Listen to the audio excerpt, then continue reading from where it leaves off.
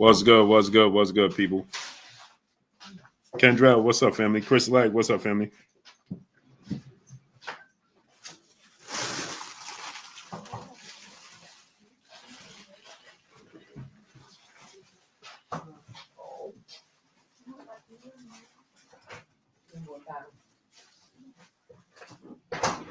Kendrell, what's up, family?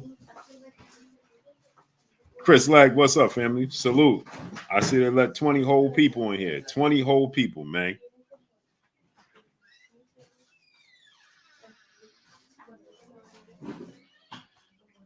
I said, what Boots got going on? I told y'all, man, that Boots don't want to fight Teofimo Lopez. That's not on his agenda. That's a fantasy fight for Turkey Alashik. It's a marquee name for Eddie Hearn to throw at Boots. And it's a win-win situation for Teofimo Lopez. That's not what Geronnis Innis wants, though. You see what I'm saying? That's not what Boots wants. That's what the people surrounding him, that's what they want out the situation. But that's not what he wants. He wants to be undisputed. He wants to be undisputed. You know what I'm saying? At 147. It's a glamour division. It's a glamour division, right? The thing is, salute to my brother Claymore Rain in the building. My brother, my co-host. What's up with you, Clay? Man, we outside, baby. Sir. Mangus Allen, what's up? Put the link to your channel in the chat, great brother. Yes, sir. Yes, sir. Yes, sir. So you know, you got to understand. Ryan Garrett, what's up, family? He said, no. No what? Yes, that's what it is. You know what I'm saying? Geronnis Innis, he don't want Teofimo Lopez fight. Plain and simple. He's just not interested. You understand? Teofimo Lopez fight, it's a good marquee name for him, right? But it's not what he wants. He's not interested. Maybe if it's thrown in there at some point in time. You see what I'm saying? If it's thrown in there at some point in time where he has achieved that one fight they threw at him. He got the Amanda Stanionis fight finally, and he unified the belts. But again, he's still in his mind, he's not satisfied.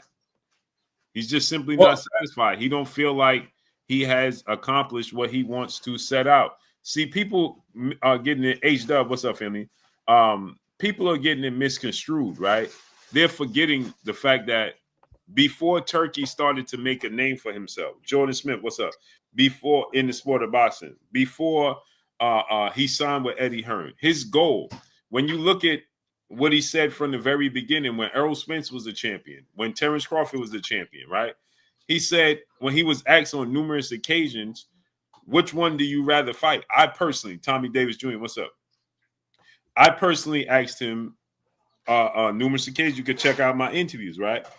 I said, who would you prefer? He said, it don't matter. They both legacy fights, but whichever one I could get the belt from en route to becoming undisputed, it don't even matter to me. Right? He understands. And remember, he said to me, I will be the second undisputed champion at welterweight to hold all 4 major sanction belts when Terrence Crawford and Errol Spence fight. Unless I'm able to get a hold of one of them before they fight each other, then I could be the first. But as it stands, how it's looking, because the world was demanding that they fight each other, I'll be the second undisputed champion. However, it plays out. That's always been his goal from the very beginning. When I talked to Boots Ennis up in Philly, he let it be known. Hey, bro, this is the welterweight division is a glamour division. He's very aware of the history of the sport of boxing because his dad, Bozy is 70 years old. You know what I'm saying? Who boxed. He learned, he picked up his brother's box. He knows the history of the sport of boxing. He's very aware that the welterweight division, along with the middleweight division, along with the heavyweight division and the lightweight division, are the 4 most glamour divisions in the sport of boxing. And he wants his name etched in stone when it's all said and done. And when it became the 4 major sanction belt era, he understood very quickly There's never been a 4 major sanction, and I'm talking past tense, right? Before Terrence Crawford, Errol Spence fought, right? So he's saying there's never been a 4 bet. I want to be that. If I can't, I'll be at number 2, but my name will be in the history books. Teofimo Lopez is a good fight. It's a marquee name, right? But he's never fought at 147. Yes, he's a 2-division champion. He's a bigger name than Boots, right? Some can say, right? He's more accomplished than Boots. And is he a bigger name than Brian Norman? 1,000%. Than Mario Barrios? 1,000%. But he doesn't satisfy. He doesn't fulfill Geronnis Innis. He just doesn't. And Boots is not chasing names. He's chasing legacy. He looks at it from this standpoint, Clay. Let me get my legacy in order, right? And then it's the typical, it's what we say men should do, right? Mm-hmm. Go get your bag, go get your career, then get your beautiful woman. Unless she's going through the journey with you, right? That's Geronnis Innis. You know what I'm saying? Let me go get my bag. Let me get my career. Then I'll start chasing the beautiful women. What happened was he's in the welterweight division, and so Errol Spence, Terrence Crawford was there as beautiful women, right? Not calling them women, just in a sense, right? So and they just happen to be there, but he's a generation behind them. You know what I'm saying? He's almost 11 years younger than Terrence Crawford, and he's 9 years younger than Errol Spence. You know what I'm saying? So he's just younger than them. You know what I mean? He's just a generation behind them, but he just rose through the rankings so quickly because they knocked each other off, right? Sean Porter, Errol Spence, Terrence Crawford, Danny Garcia, they was knocking each other off. That the last 2 standing was Errol Spence and Terrence Crawford, and Geronnis Innis just popped up. Hey, I'm here.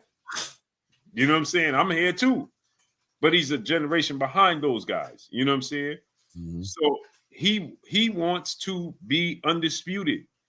Before he signed with Eddie Hearn, before Turkey, this has always been his goal. Now they come into the mix. And I got to applaud them because they come into the mix, right, Clay? And they like, hey, fight this guy. That's a big fight. Right. You know, fight this guy. That's a big money fight. He like, hold on. I didn't accomplish what I want to accomplish first. Let me do that first. He's not talking about the bag. He ain't talking about none of that. You know what I'm saying? He like, yo, bro, let me get what my accomplishments under my belt, and then we can start putting the icing on the cake and putting these names on there. You know what I'm saying? It's just that his talent and his size at 147 garners people. I got people in my inbox, some great people, right? And they're like, man, Boots, I wish you one great brother. He like, I wish you tell the truth. Boots is a weight bully. No, he's not a weight bully. He's fighting at 147. He just happened to be bigger than the guys there. Okay, was Tommy Hearns a weight bully? He's standing at 6'2" with an 85-inch arm reach, a heavyweight arm reach. He clearly had the frame to move up in weight, but he's fighting at 147. Was he a weight bully? I mean, people don't even got to do their history and understand. Do people understand that Sugar Ray Leonard and Geronnis Innis is the same size? They're both 5'10" with a 74-inch arm reach. They're the same. Sugar Ray Leonard and Geronnis Innis the same size. Roberto Duran is the shorter guy who came up in weight from 135. What we saying Sugar Ray Leonard was weight bullying? No. You know what I'm saying? Look at Marvin Hagler was a full-fledged 160-pounder. When we talk about the 4 Kings, as if they was all in the same division, Clay, they wasn't. Roberto Duran was at 135. Tommy Hearns, Sugar Ray Leonard was at 147, and Marvin Hagler was at 160. But for some odd reason, we talk about the 4 Kings as if they all resided in one division. Mm-hmm. They eventually was all at 160, but they didn't reside in the same division. So when people say these things, we got to take heed. We got to applaud Geronnis Innis. You know what I'm saying? I know Teofimo Lopez is now throwing a hissy fit in the tantrum. No, bro. You got an offer right now to fight Devin Haney. Turkey was trying to make this happen. He wanted to announce it ASAP. Now you're talking about, I'm just going to retire and step away because everybody is in cahoots. Yeah. You see what I'm saying? Yeah, I mean, you know what, Blue? They forgot about the legacy fighter. They forgot about him. The legacy fighter is a relic. Prize fighting is the name of the game today for the fans, amazingly enough, right? You would think the fans would be the last ones to let legacy go because that's the best entertainment is watching legacy happen. But the fans have become, focused on prize fighting, and the only thing they could put their mind on is he's missing out on a payday, right? Turkey trying to offer him a payday to fight Tio. Turkey trying to offer him a payday to fight Virgil. And they forgot about the legacy fighter, the fighter who came into the game with aspirations of unifying and becoming undisputed and going in history books and doing what the legends and the great fighters before him did, the things that inspired him or her to become a boxer. They forgot about those things. So they have a hard time dealing with a mentality like Boots Ennis, who at this point we're going to call an old school spirit, right? Because today's fighter, is quicker to tell you belts don't matter and things of that nature. Whereas somebody like Boots came in under the tutelage of his father and under the idea that, all the hard work they put in to the sport from whatever young age it was when he first decided to box was 6, 7, 8, whatever age it was. This is what the work is culminated to, is an opportunity to collect 4 belts in a 4-belt era and hold the Ring Magazine belt and be celebrated amongst people like Terrence Crawford or Monster Inoue or Alexander Usyk or any of the fighters of this era that accomplished that, right? Devin Haney. So they have a hard time keeping their mind on that, and they're more focused on these fighters' pockets. And right now, Boots Ennis looks stupid because he's not taking the biggest payday available to him. I've always said, and I've always felt like fighters have chapters in their career. I think or eras or levels in their career, right? In the beginning of their career, I always say, like, between the prospect and the contender level, it's more earning the respect to get in the conversation, to get into to get the opportunities to fight for the legacy things, the belts and things of that nature.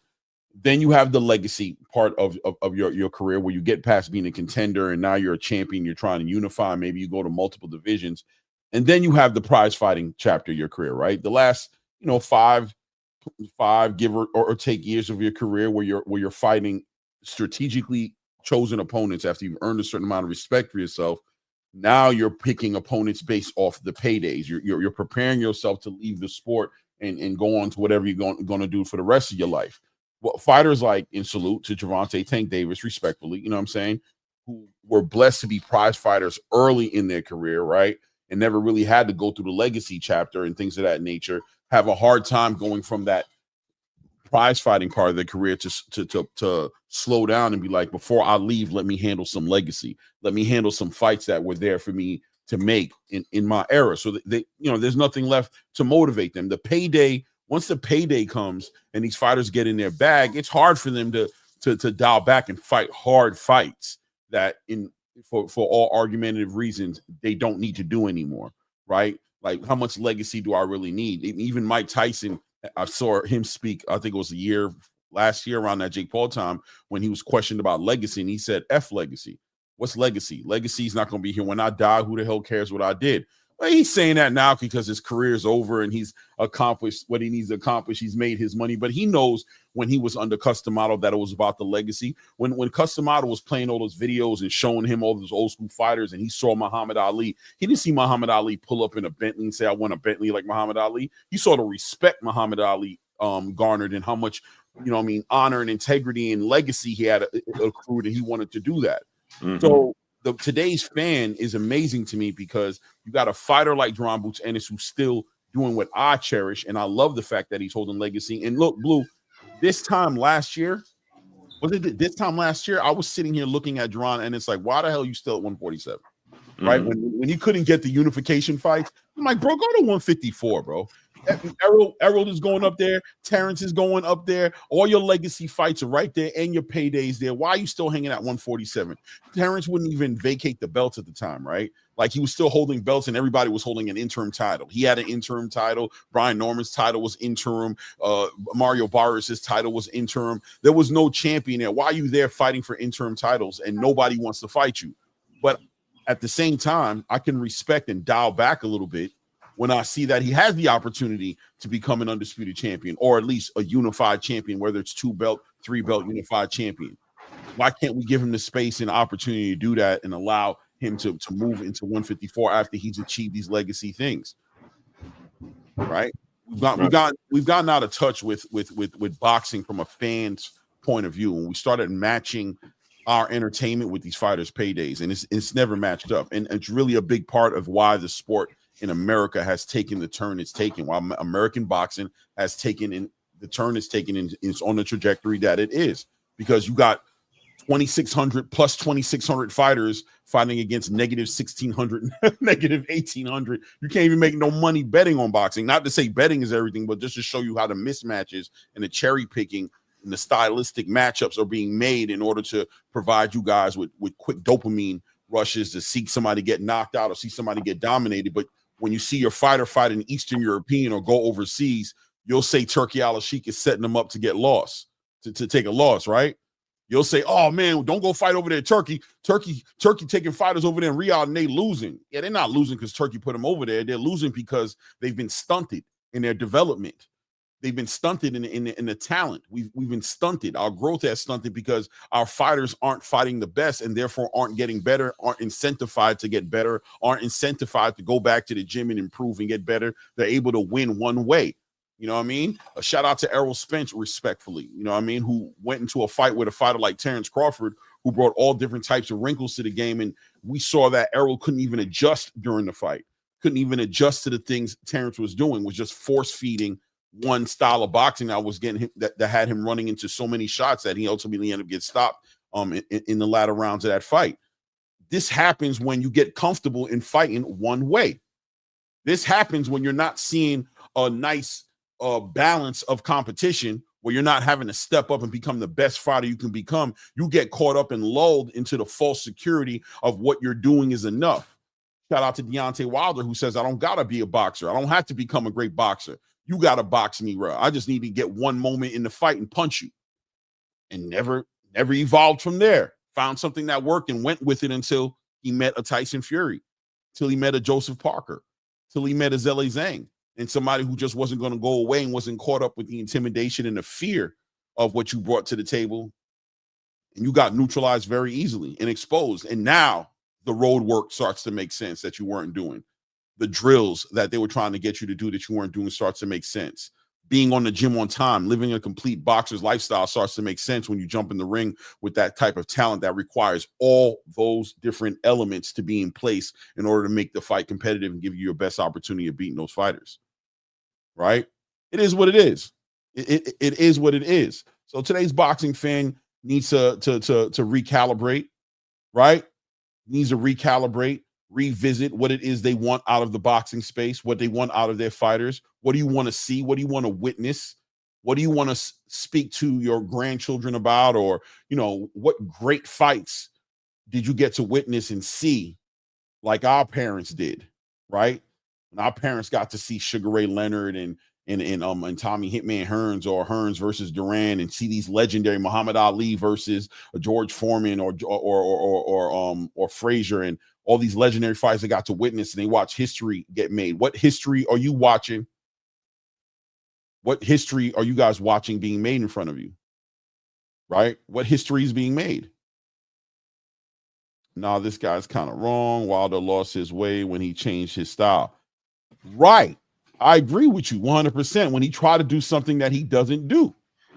Right? He tried to become this well-rounded fighter later on in his career. I had a video I did earlier when I first started my YouTube thing on the Deontay Wilder, Joseph Parker situation. And if you watch the video, you'll see where I said, too late. What are you doing?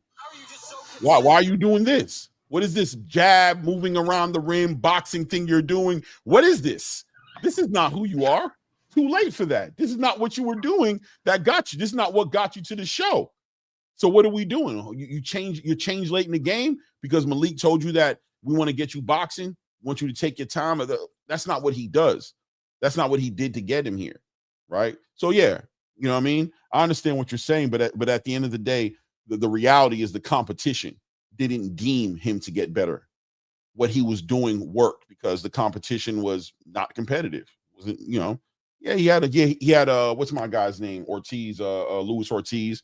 That was a good fight. You know what I mean? That made him, I think that was one of the best looking Deontay Wilders against Luis Ortiz, right? But ultimately, all he had to do was measure you, take his time, let you do whatever he was going to do, and hit you with that right hand. And it was the end of the fight, no matter how the points or how it looked like it was going. Once you got stopped, the ends justify the means, right? It is what it is. Yeah, people just okay, perfect. People just they you know, history is just goes out the window, man. You know what I'm saying? So again, you know what I mean?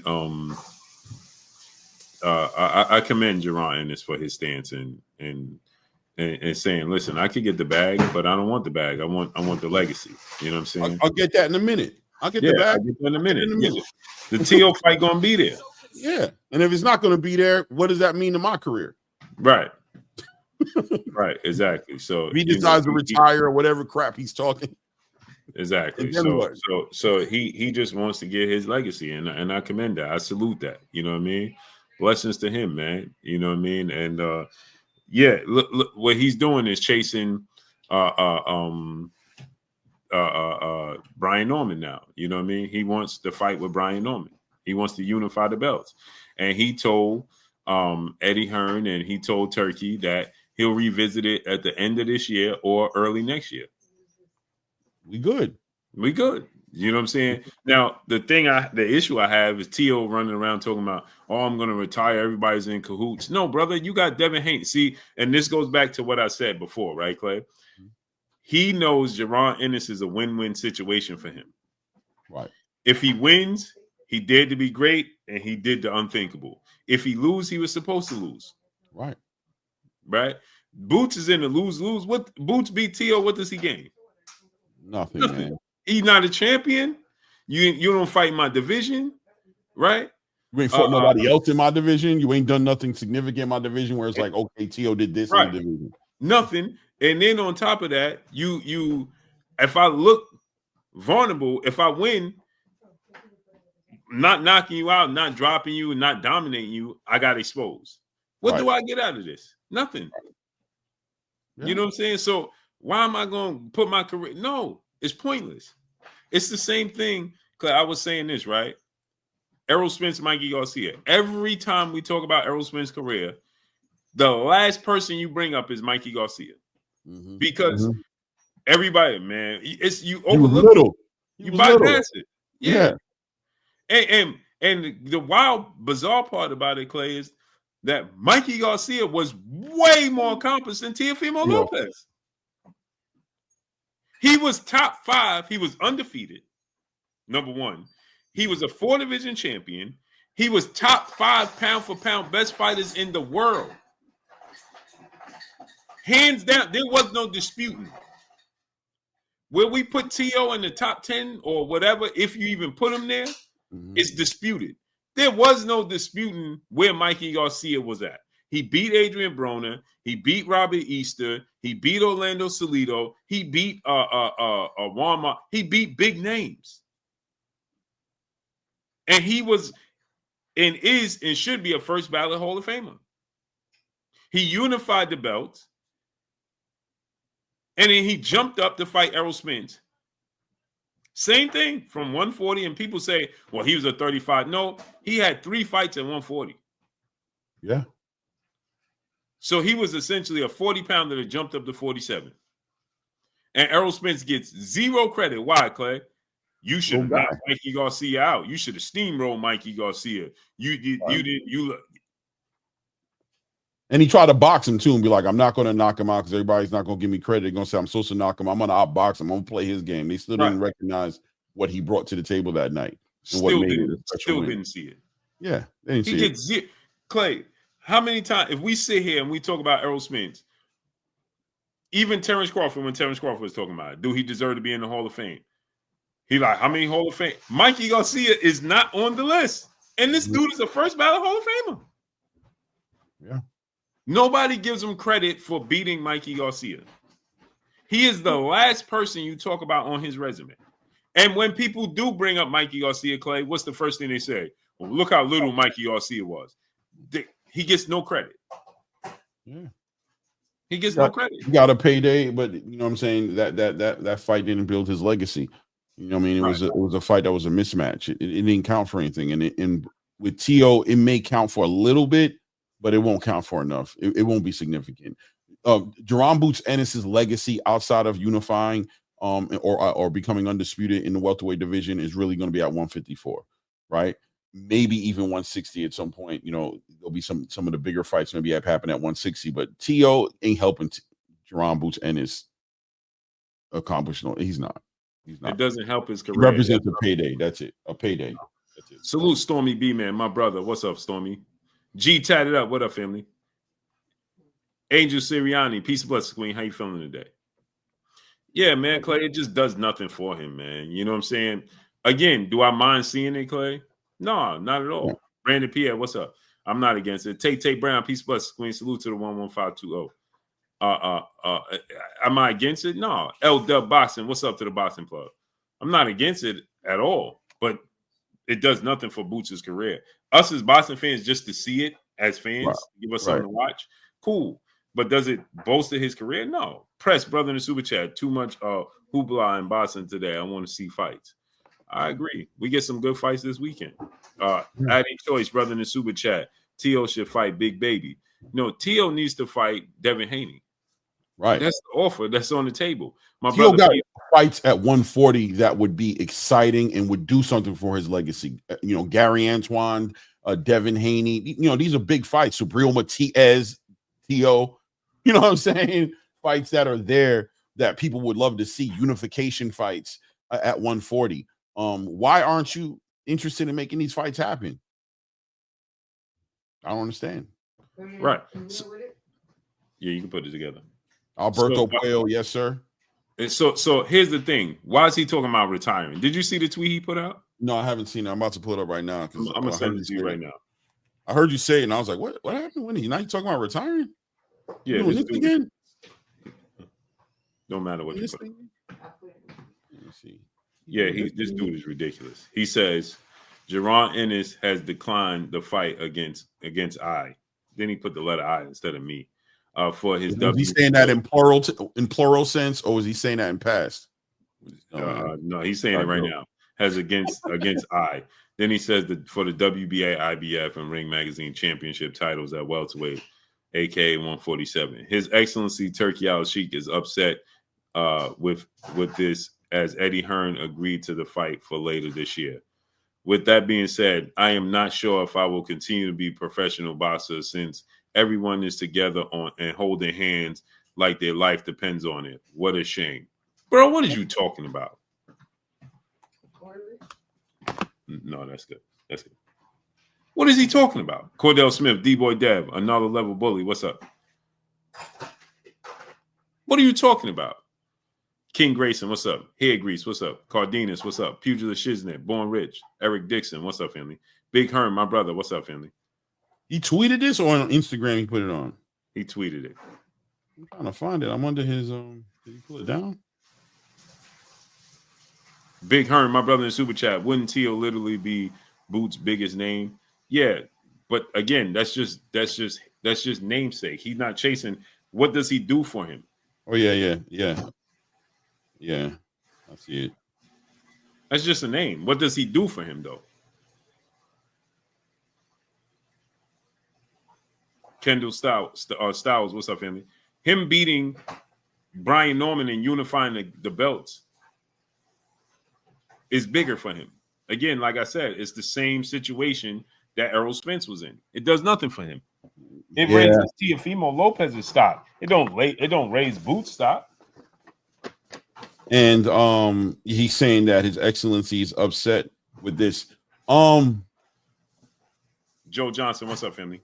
There's a part of this that I put on Eddie Hearn to a degree. I think Eddie Hearn is allowing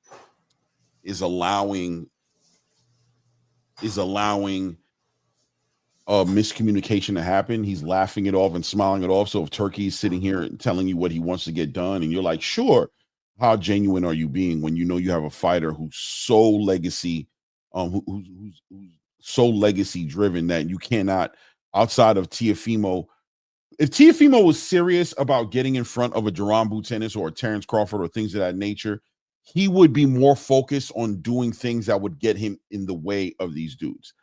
He doesn't bring nothing to the table. He thinks he brings Turkey Alashik to the table and the money, and that's enough. If you were serious, you know what fight Tszyu would have done? He'd have fought Brian Norman. He would have put that fight together with Brian Norman. He would have tried to collect the title in that division, and he would have put it in front of Boots Ennis for what it is. He would have said, I know what he wants. He wants a legacy. He wants to unify. I have a WBO title. Let me go ahead and leverage it. Fight against Brian Norman Jr. I know I can beat him. If I don't know if you could beat him. To be honest with you, I don't think you would beat him. But if you have that confidence to fight a Geronnis Boots Ennis, make that happen, right? But no, what are you doing? You're doing awkward stuff, and then you act like a little baby when you don't get what you want. You threaten to retire. Tszyu, don't threaten us. Just don't waste your time doing that. It sounds like you've made a good amount of money. It sounds like, outside of this fight and maybe Terrence Crawford, you're disenchanted with the sport. Brother, it's okay. Let go. We ain't mad at you. Pull a plug on him and tell him it's okay to let go. We're proud of you. It's okay to breathe. Let it go. Let it overtake you. Close your eyes and let it go. And go into your next chapter. Boxing is moving in a direction that these little antics, brother, I don't know how much the game needs it. I don't know how much the game needs the racial triggering, the antics. I don't know how much we need to hear about you crying about being the best and the greatest, but you won't fight people in your division. I don't know how much the game is going to miss out on the takeover. I think let's test it. I say dip out for a year or two. You know what I mean? Let's test it. Let's see if everything moves on. Vacate that WBO title. You know what I mean?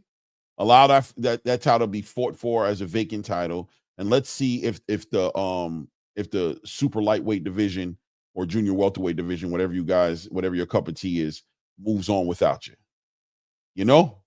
Let's see if it moves on without you, or if we're screaming out and wondering, I wonder what Tio's doing.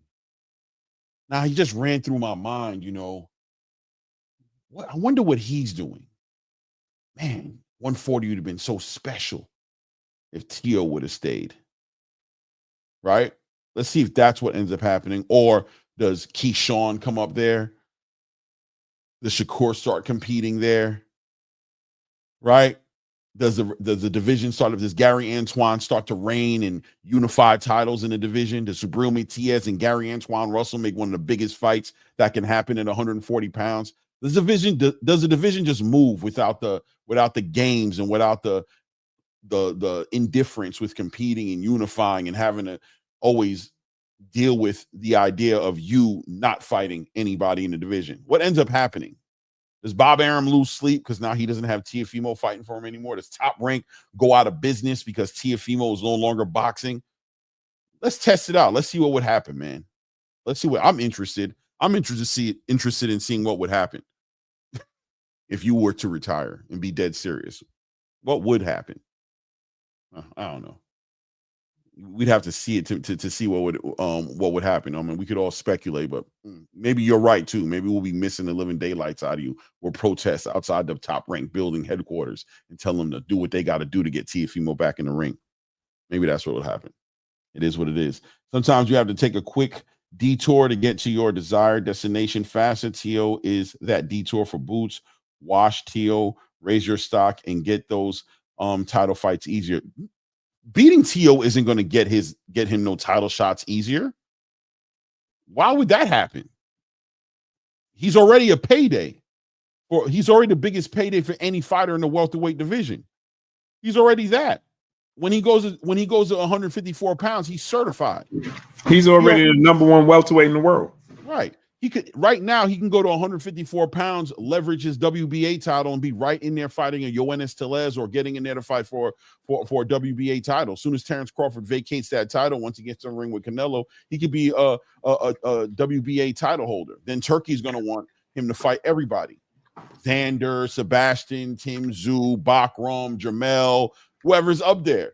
Good money for Tszyu. For Geronnis Boots Ennis. Geron don't need Teo. That's not going to be it. And I know everybody kind of wants Teo to get his tail whooped. You know what I'm saying, by Geron or by a black fighter for all that stuff he did, but that's all he's looking for. So to starve him out and watch him retire wouldn't be the worst thing in the world. Boxing, they'll be okay. Geron don't need Teo, bro. Geron don't need to feed Teo and lie to himself that he's doing it for the culture, in the same time giving Teo what he actually wants. Don't let the joke be on you like that, brother. King, we could be smarter than that, more intelligent than that. You don't let somebody trick you into giving them what they want and then lie to yourself and say that you got them. Teo gets knocked out. It don't matter. He getting the payday. Don't fight him. How about that? Who got the heart to not fight him off the strength? If it's about the culture, Blue, don't fight Teo. How about that? And my brother Big Herm said biggest check. Teo gonna get a bigger check fighting Devin Haney. So why he don't fight Devin Haney? Yeah.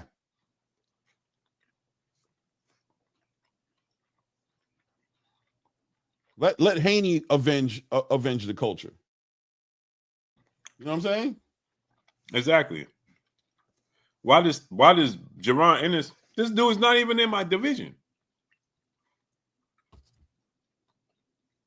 Now Teo starts dancing around the ring and not engaging, and the fight is boring, and he runs a Karen Kukudajin 2.0 in the ring, and Boots isn't able to cut the ring off and stop him. Then what happens? Now Boots sucks, right? Now Boots has lost it. Now Teo, like, come on, guys. Come on, bro. Teo can compete inside of his division, or he can leave. The reality is, though, Turkey Alashik's not interested in any fight except for Devin Haney in his division, and he can't get out of that Bob Arum contract. He don't got enough money to pay his way out that contract, and Bob Arum ain't letting it slide. And God forbid, Clay, what if Boots lose? Oh, forget about it, bro. Now what? Now what? Somebody else should avenge him, right? But what's next for Boots' career? Yeah. Let Teo do what Teo's gonna do without Boots. Shout out to Boots, who's chasing legacy and don't give a damn about no damn Teofimo Lopez, and let Teofimo fight the fights that are in front of him. Devin Haney's a legitimate payday for him, but Devin Haney comes with a lot of intangibles, doesn't he? Yeah, and guess what? Devin Haney, that's not a win-win, right, for Teo. Right. You lose to Devin Haney, that's gonna look bad, right? Because he's in and around your weight class. That's your peer. One of the four kings. Right. There's no excuse. You got a built-in excuse with Geronnis Innis. Come on. And like Clay always say, why would you let somebody trick you out your position? If you Boots Ennis, I'm the A side against everybody at 147. Who's going to be the A side against him unless Manny Pacquiao was to beat Mario Barrios? Facts. You don't need to fight that dude, going through undisputed. Why would I give up that position? That don't make sense. Yeah, bro. I'm not going to trick myself out my position that I earned. Come on, man. A-side, but he can't get the title fights he wants. He just got it. What are you talking about? He's about to fight Brian. He just got himself a WBA title, and Brian Norman is going to go up there and deal with Jin Sasaki, and that's the next fight. Already. Right. What are y'all talking about? And then after that, if he can't get Mario Barrios in the Pacquiao winner, he can go to 154. Or he can fight Teo if he feels like it. You know what I'm saying? And get the payday. Teo's going to be there, or he's not going to be there. Boots don't need to even study what Teo's talking about. This opportunity is not, brother. Boots Ennis is must-watch boxing, bro. He's going to be okay. He's moving in the right direction. He does not need Teofimo Lopez. What he needs to do is satiate whatever appetite he has at 147 so he can go ahead and move on to 154 and give the boxing space what they really want to see, which is the biggest fights at the game that the division can make. You know what I'm saying? That's what everybody wants. So cheer on Boots to go ahead and unify and finish up his business at 147. Let him finish his breakfast so he can get up out that division.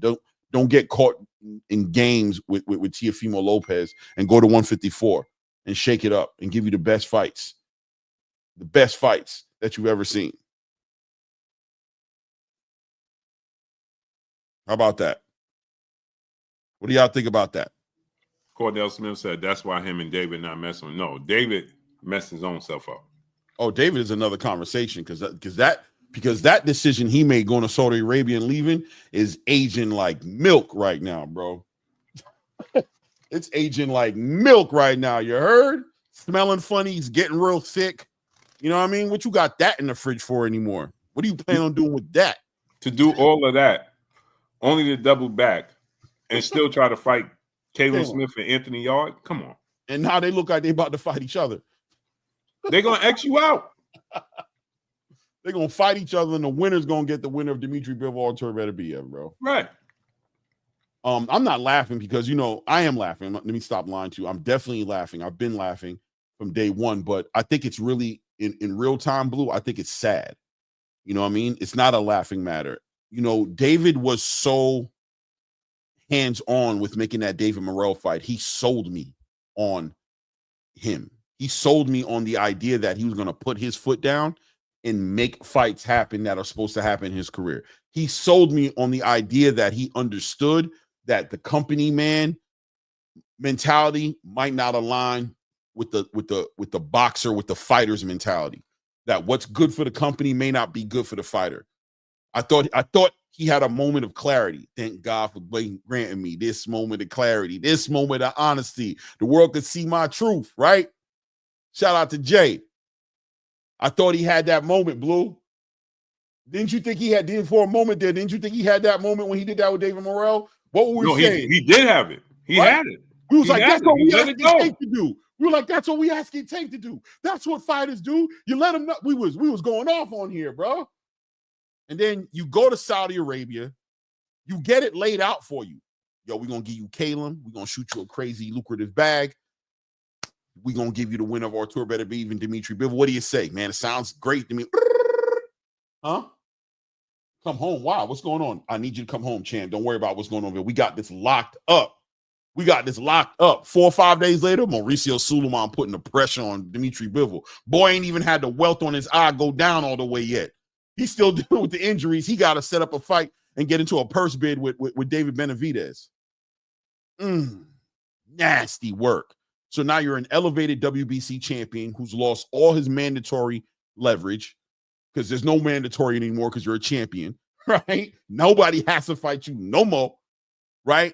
And now, not only did you go ahead and let Mauricio Sulaiman put you in the middle of his world politic issues, right? Not only did you do that, to make it worse, you guys are sitting here trying to dictate the terms on how you and David and Dimitri Bivol is going to fight. He got to come fight you and defend his undisputed titles in Vegas. Now, there's a part of this conversation and process that starts to look like you purposefully moved in a way for the fight not to happen. I don't want to say that because I know you ain't ducking no smoke, David, but the people around you, in what world did you guys see that being the power play to leverage fake A-side privilege, dictate terms to an undisputed champion with a billionaire financing every fight that he wants to be in?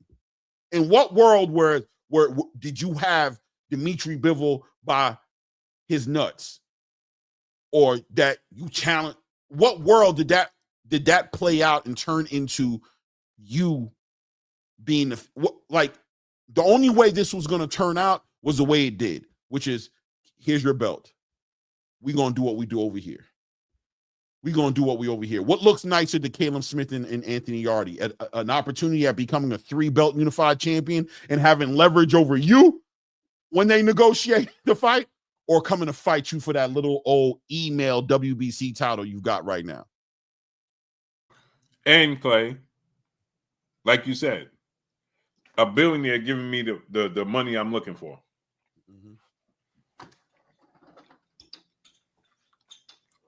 And Clay, salute Harold Sa Offset, man. Thank you, man. Appreciate you. Welcome to the channel, brother. I hope we give you whatever you're looking for, brother. Thank you, man. And on top of that, right, Clay? If you Bivol, this man delivered something that was never going to be delivered to me. Yeah. The Better Be a fight got me undisputed and put money in my pocket. Why would I turn that down? Why would I turn my back on him?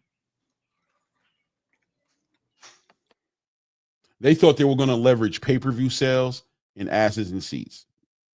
They thought they were going to leverage that. And your business model and your perspective on the sport is outdated. I appreciate, you know what I appreciated that David said in that interview? When he said he didn't want to fight in Alcatraz, that he wanted to fight in front of a building full of people, that he loves fighting for the crowd. He loves that. I appreciated that, right? Like I really did, because I think that really had something to do a little bit with the Fatal Fury situation to a degree with the Devin and the Ryan. I give that credit to say that that crowd plays a part of the energy and the motivation, especially when the fight gets real difficult. That motivation to get you where you need to be. So I appreciated David Benavidez for speaking on that. You know what I mean? And any fighter, especially fighters of the PBC who are used to fighting in front of those big crowds. My thing is, I think all these things could have been negotiated in a way that made sense. Like I'm sure Canelo Alvarez versus Terrence Crawford, that was taken into consideration when they decided not to do the fight in Saudi Arabia, right? And to make the fight happen in America, what we're finding now, it's going to be definitely in Vegas, but they were entertaining New York, Los Angeles. They wanted the American crowd to really be there cheering and screaming to give that same effect that Chris Eubank and Conor Benn had when they had their fight, or when Anthony Joshua fought Daniel Dubois. That energy is just like, right? There's no replacing that energy. But at the same exact time, why would you walk? It's like I drive a truck, right, for a living. When I'm backing the truck into a hole, once I get my container, my trailer into the hole, if I'm off a little bit, I'll adjust. But I'm going to try everything I can to not have to pull out and go back in the hole, because I know how much work it was to get, especially if it's a tight turn. I'm going to keep, pause. I'm going to keep the ass of that trailer in the hole, and I'm going to work it in there, because the most important thing was getting in that hole, not hitting anything. That was already an accomplishment. You had your trailer in the hole when you went over there to Saudi, and Turkey was ready to lay out the red carpet for you and give you a way to undisputed. The closest you've come to accolades like that probably throughout your whole career.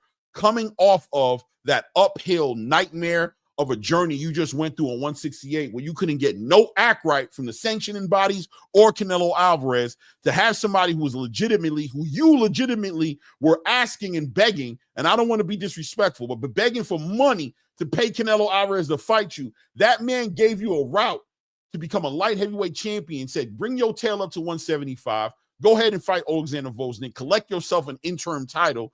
I'm going to put you in the lane to fight Dmitry Bivol and Artur Beterbiev, the winner. Who was going to give you that? Who promised to facilitate that for you?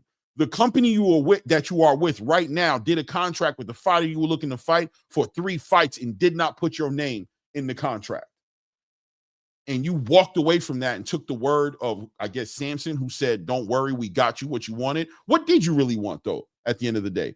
Did you just want the title by any means necessary, or did you want to show the world that you was the best by fighting the best? Because that's what you were professing. But I'm not going to lie to you. The way the move has been made with this Saudi Arabia movement and how it's looking right now, that you're waiting on, and I'm hoping the Caleb Smith fight happens for you, right? But if it doesn't happen, what's the next move? You're going to go to cruiserweight? If you go to cruiserweight to go fight Zerto Ramirez, what in the world? You're not going to even defend the WBC title? Or you're going to try to fight you're going to defend the title against Joshua Buatsi, somebody who just lost to Caleb Smith? Is that going to do anything for your legacy? Nah, man. The decision is aging like milk. That decision is aging like straight up milk right now. Cordell It is Smith. what it is. I'm going to say this respectfully. How old are you? Respectfully, how old are you? I mean, boxing fans, Clay, and I try to keep this respectful. Salute my brother Ray Davis. Boxing fans have to be the dumbest people in all the sports. They literally have to be, and I try not to be disrespectful. I tried not to. But boxing fans have to be the most moronic, non-thinking people in all the sports.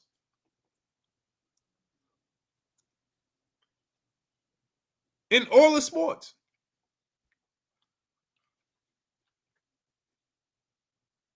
I mean, how hard is this to understand? This dude's talking about PBC have Amazon. Amazon did not give them a budget. What part of this don't you understand? Are you dudes that slow? You can't be this slow. You can't be.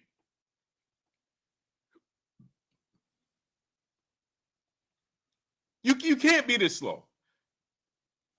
You can't be. So you just choose to stay ignorant.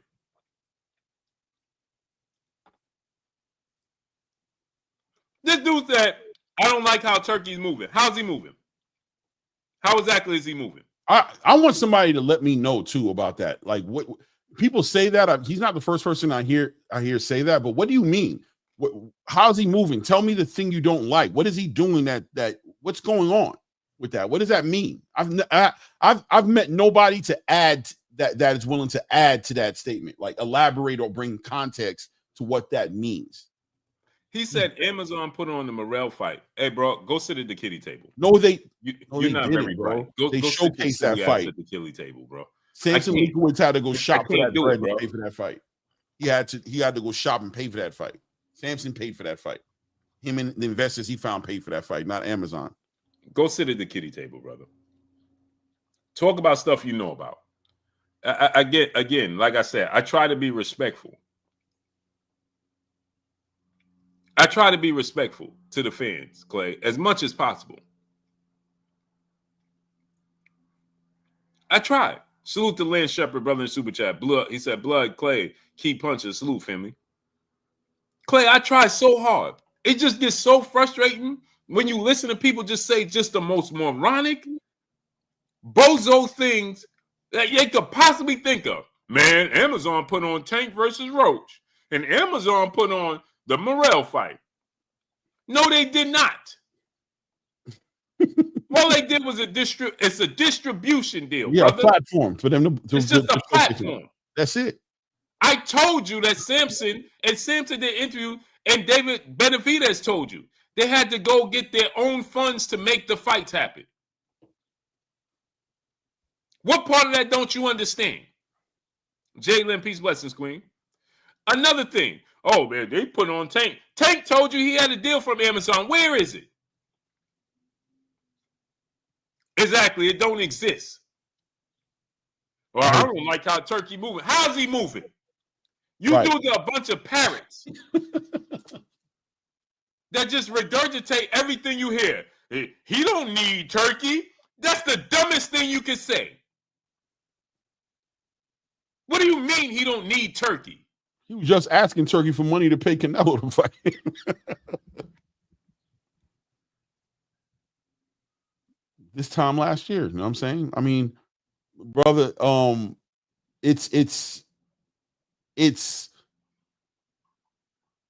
that type of point of view and perspective to just blurt out and say anything that doesn't make any sense at all, right? It just doesn't make sense. You think it's just justifying something or validating some argument. But here I am with it to tell you that if you're doing that to validate an argument, a wise person once said to me, if you really that bad, all they got to do is tell the truth about how bad you are. The moment they start lying about how bad you are, that right there has a certain amount of truth for it, right? As soon as somebody has to start lying about what's bad about you, that already lets you know what's happening. Because if you're really that bad, all they got to do is tell the truth, state the facts about what's really happening, and it'll speak for itself. But once it has to be exaggerated and salt and pepper and soy sauce and hot sauce got to get put on it, and it's got to get, cooked down for a minute. Once all those different things start to become part of it, then it becomes a narrative. It starts to become a story.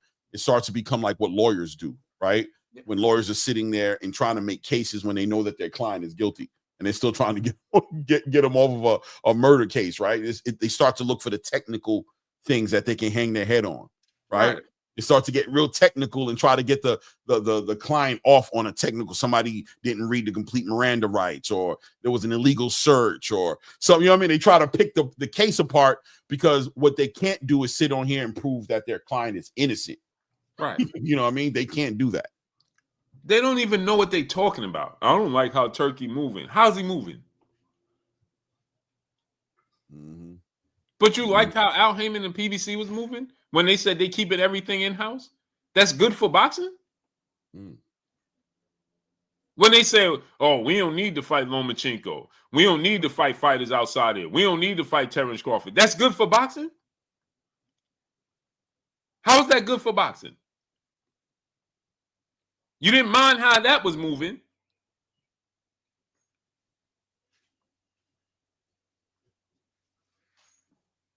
It's his way or the highway. It's every promoter's way or the highway. They all operate like that. Unless their hand is forced. So what are you talking about?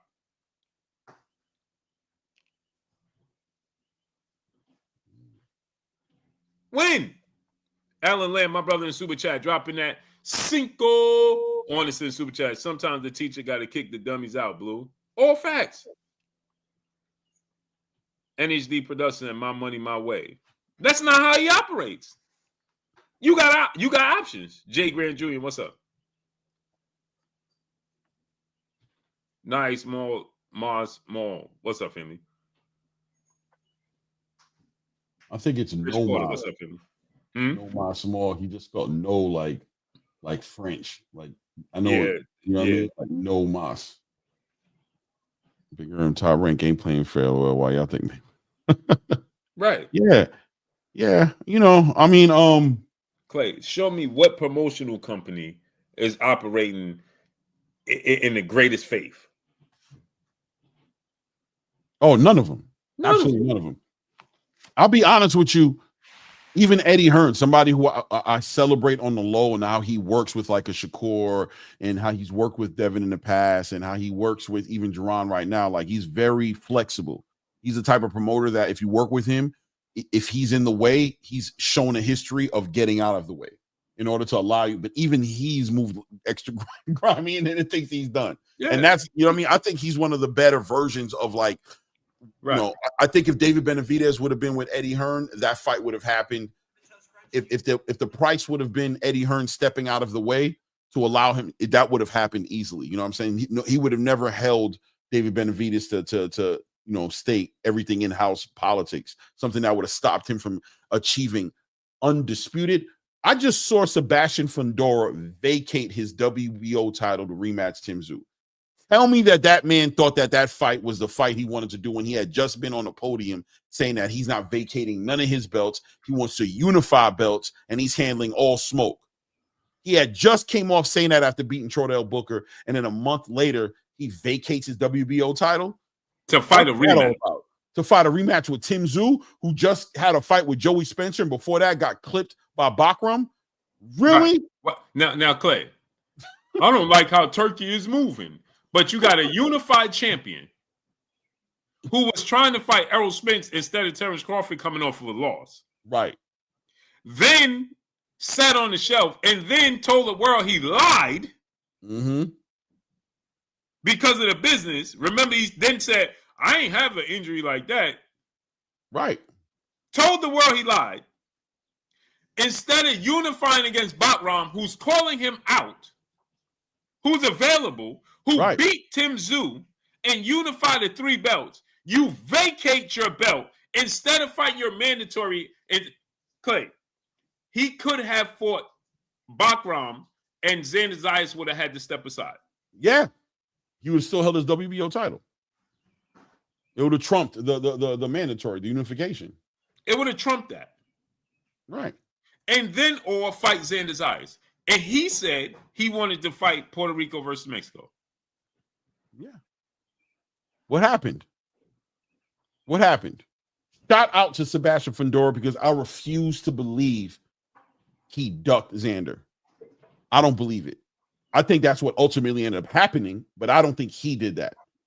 Right. I think the politics of the sport that you guys celebrate so much got in the way of that man achieving a dream, defending his title and moving on to go ahead and unify and continue his career and become a great a champion, that much closer to an undisputed championship. I believe he'd wanted all the smoke, but the politics of the sport played out in front of him, and he was advised to move in a way that wasn't beneficial to him. Maybe a little bit of the money, but it was beneficial to the company who wanted to keep the fight in-house. And Clay, didn't he say he wanted to match his sister? Yeah. We're talking about a legacy family. Shout out to the Fundoras, bro. When I see that, right. That's why I know it's diabolical, Blue. I know it's diabolical because I know how important it is for the legacy with those guys. His sister undisputed? Isn't his sister undisputed? The youngest undisputed female gem, yes. Right. And Clay, didn't he say he wanted to be the first brother and sister duo to be undisputed simultaneously? Yes. So why would he vacate his belt and take a step back to fight a guy he already beat, where he could fight that guy down the line after he beat Bakram? Straight up. Because guess what? It would make more sense to say, hey, listen, Xander, I want to unify against Bakram. I beat Bakram. Then guess what, Clay? Now I could fight Tszyu rematch or fight Xander Zayas while I'm waiting to see what Terrence Crawford does. Right. And that makes sense, right? Because now it's like, okay, we got to see what Crawford does. So now in between that, I can't do nothing until Crawford make a decision or he gets stripped or whatever have you, right? And now I'm just going to fight Tszyu in a rematch. Should I have, obviously we hypothetically speaking, right? That means he would have beaten Bakram. So you the unified 3-belt champion. You hold the WBO, IBF, and WBC title. And don't he have the ring? Or it would have been up? I think it would have been up. I think it would have been on the line. Does he? I don't think he has the ring. I don't think he has the ring. Right? Yeah. But it would have probably been on the line, right? Right. Against Bakram. And guess what? You ain't got to pay. The levies ain't got a break to pay Bakram. Mm-hmm. I know that personally because he in my inbox. Bakram personally told me he reached out to them to make the fight happen. Yeah. It's not an in-house fight. It's not a fight that can be. It's not a fight where I can promise to pay you later. What did that guy from Popeye say? I gladly pay you Tuesday for a hamburger today. Right? Right. They're not operating like that. When you go outside and you don't keep it in-house, you can't sell people on that idea. Look, we got you, man. We're gonna shoot you like 1.5 million up front, and we're gonna shoot you points on the pay-per-view. We might have to hit you in 6 months to a year, but we're gonna get you together. Trust me. They can't, you know what I mean? They can't do that. It's easier to do the pay-per-view with Tszyu, have no limit, put up a bunch of the money. You know what I'm saying? The people, you know what I'm saying, with Tszyu, and you're working and you strategically moving around, and then you company men are getting those conversations about being loyal to the soil that was there for you before this Amazon deal came through. Be patient with us, rock with us the way we rocked with you. Remember when we rocked with you? When nobody had faith with you? Now we need you, man, for the company. Right, Tszyu? Yeah, I know we just did that last-minute adjustment to you. We went from a 5'9" orthodox fighter who ain't fought in 4 years, and we put you in the ring with a hungry animal, 6'5", towering inferno southpaw in the last minute. You didn't get no chance to really train. But what are we going to do? Close the event?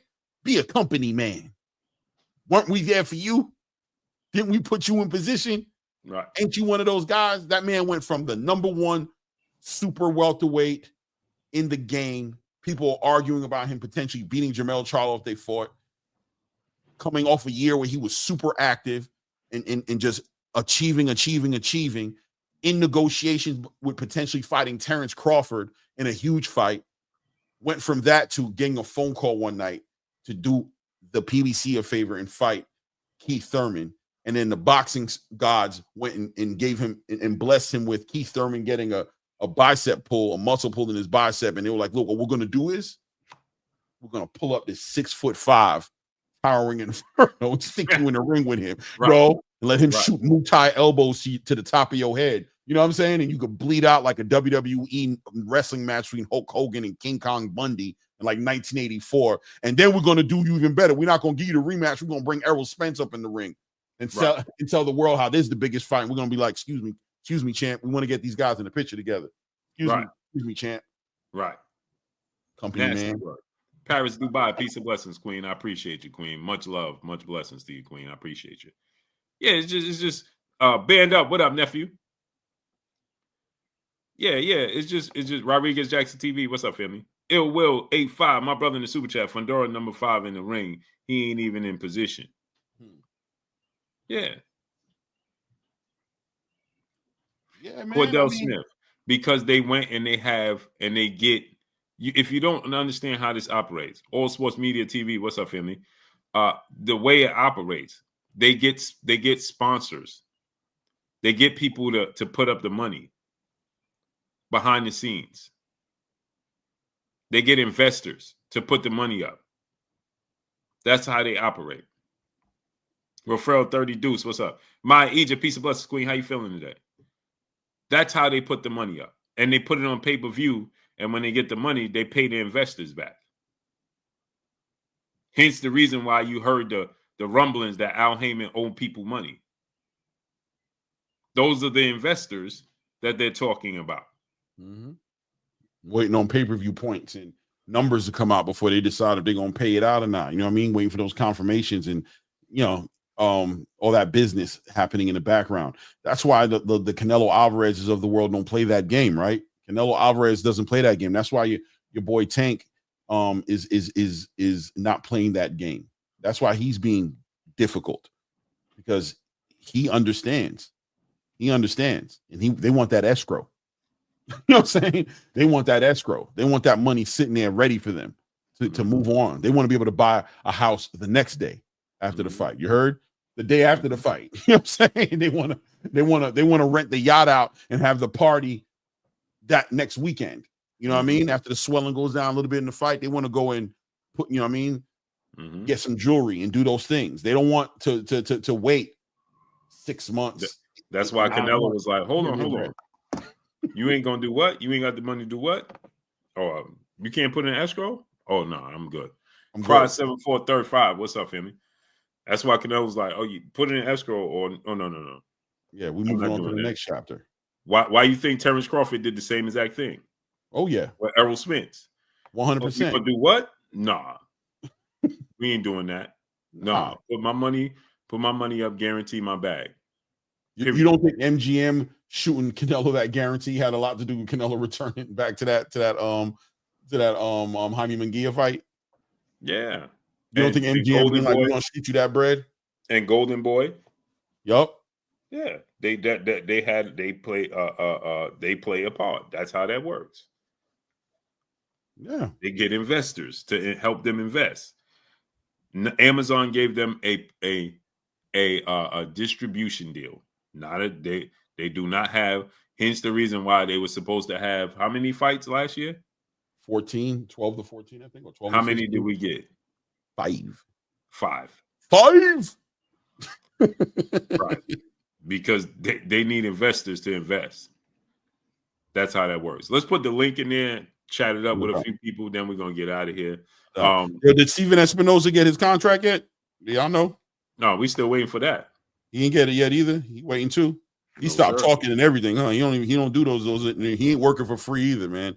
He got a little bit of grace. He'll give a little bit of grace, but he ain't working for free. No, he ain't working for free. But Cordell, that's why we try to tell you guys.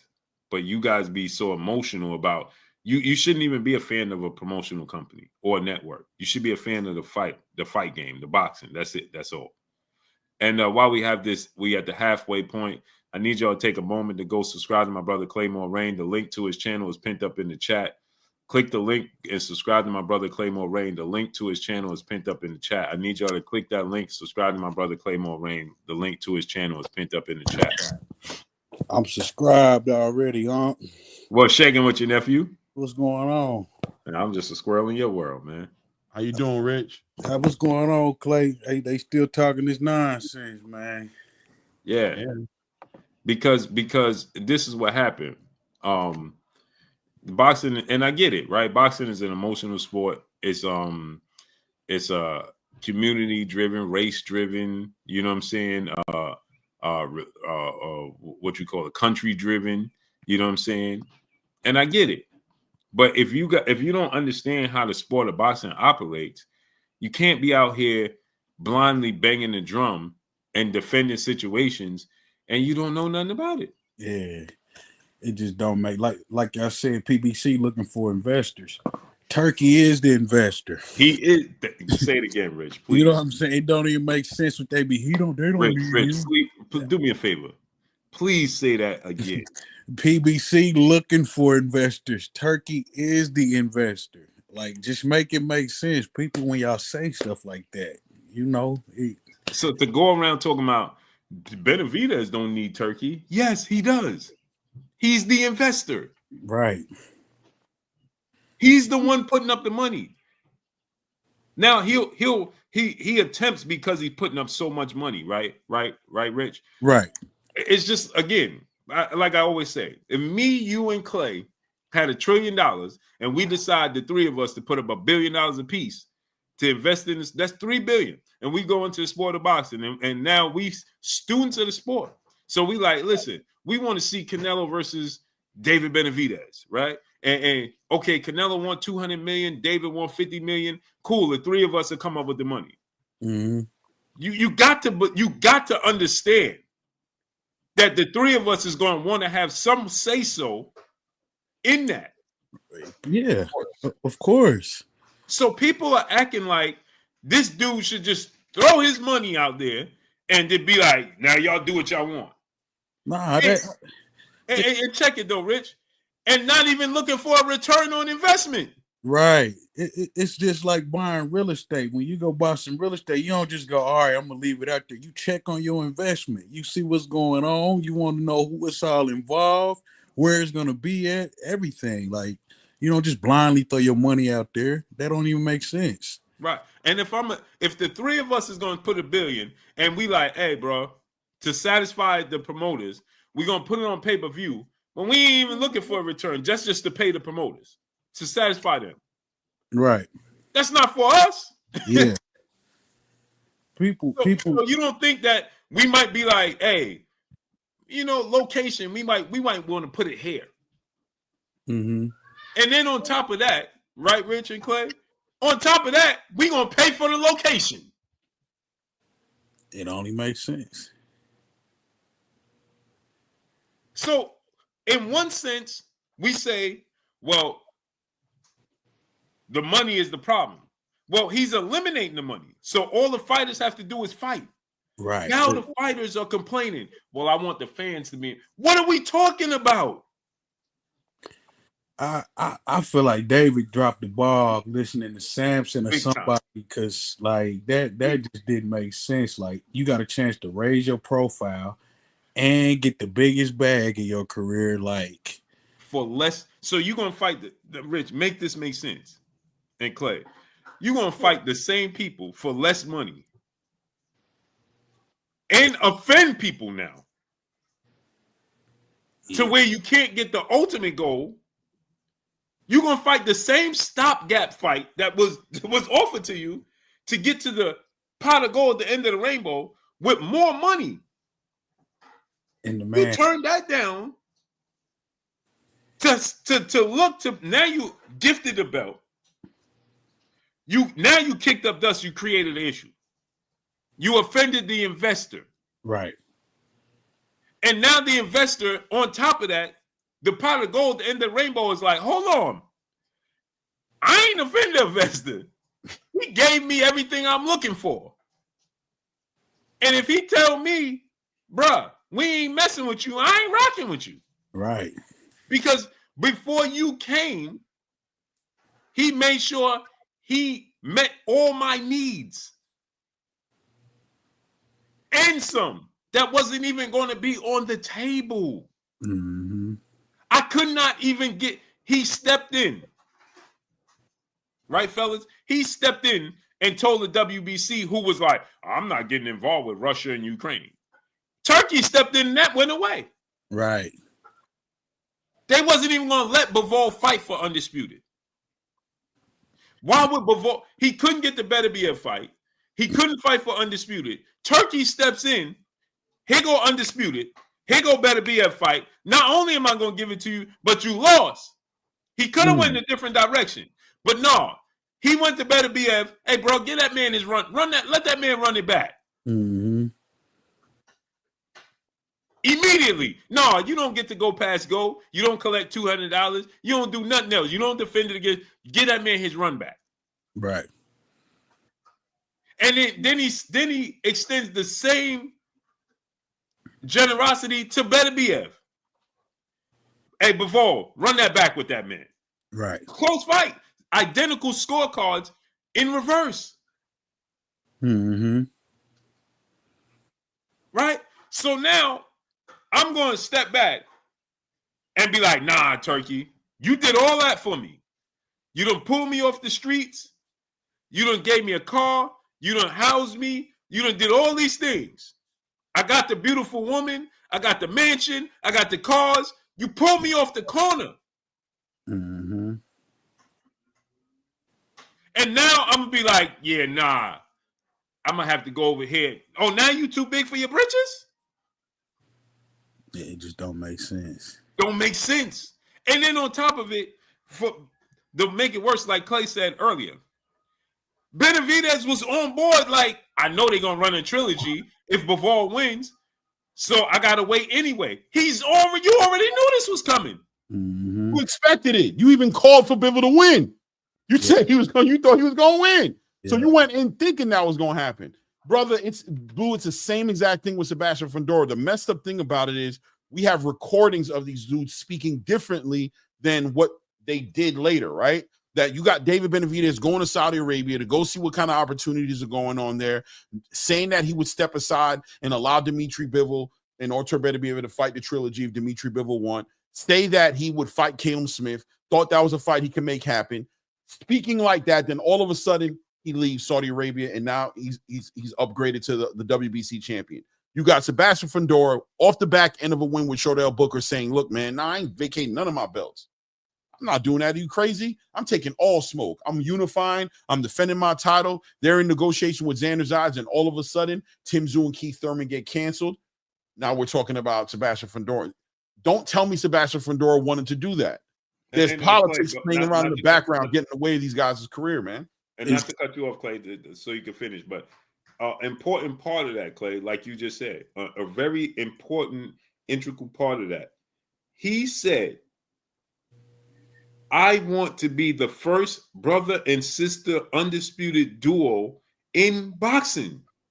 That's deeper than anything. Mm-hmm. I want to be me and my sister, so I'm going to voluntarily take a step back to a guy I already beat? At the price and the cost of it being vacate my WBO title? How do I get to undisputed one title less than what I had before? Okay, how does look, that work? Unc and Clay, could y'all agree that they got the same manager, Sampson? Do y'all think Sampson's playing a big role in this? 100%. 1,000%. But the thing is, like me and Clay saying, Sampson tried to do that with the David Morrell, with the what was his name he was going to fight, Clay, out of Philly? Jesse Hart.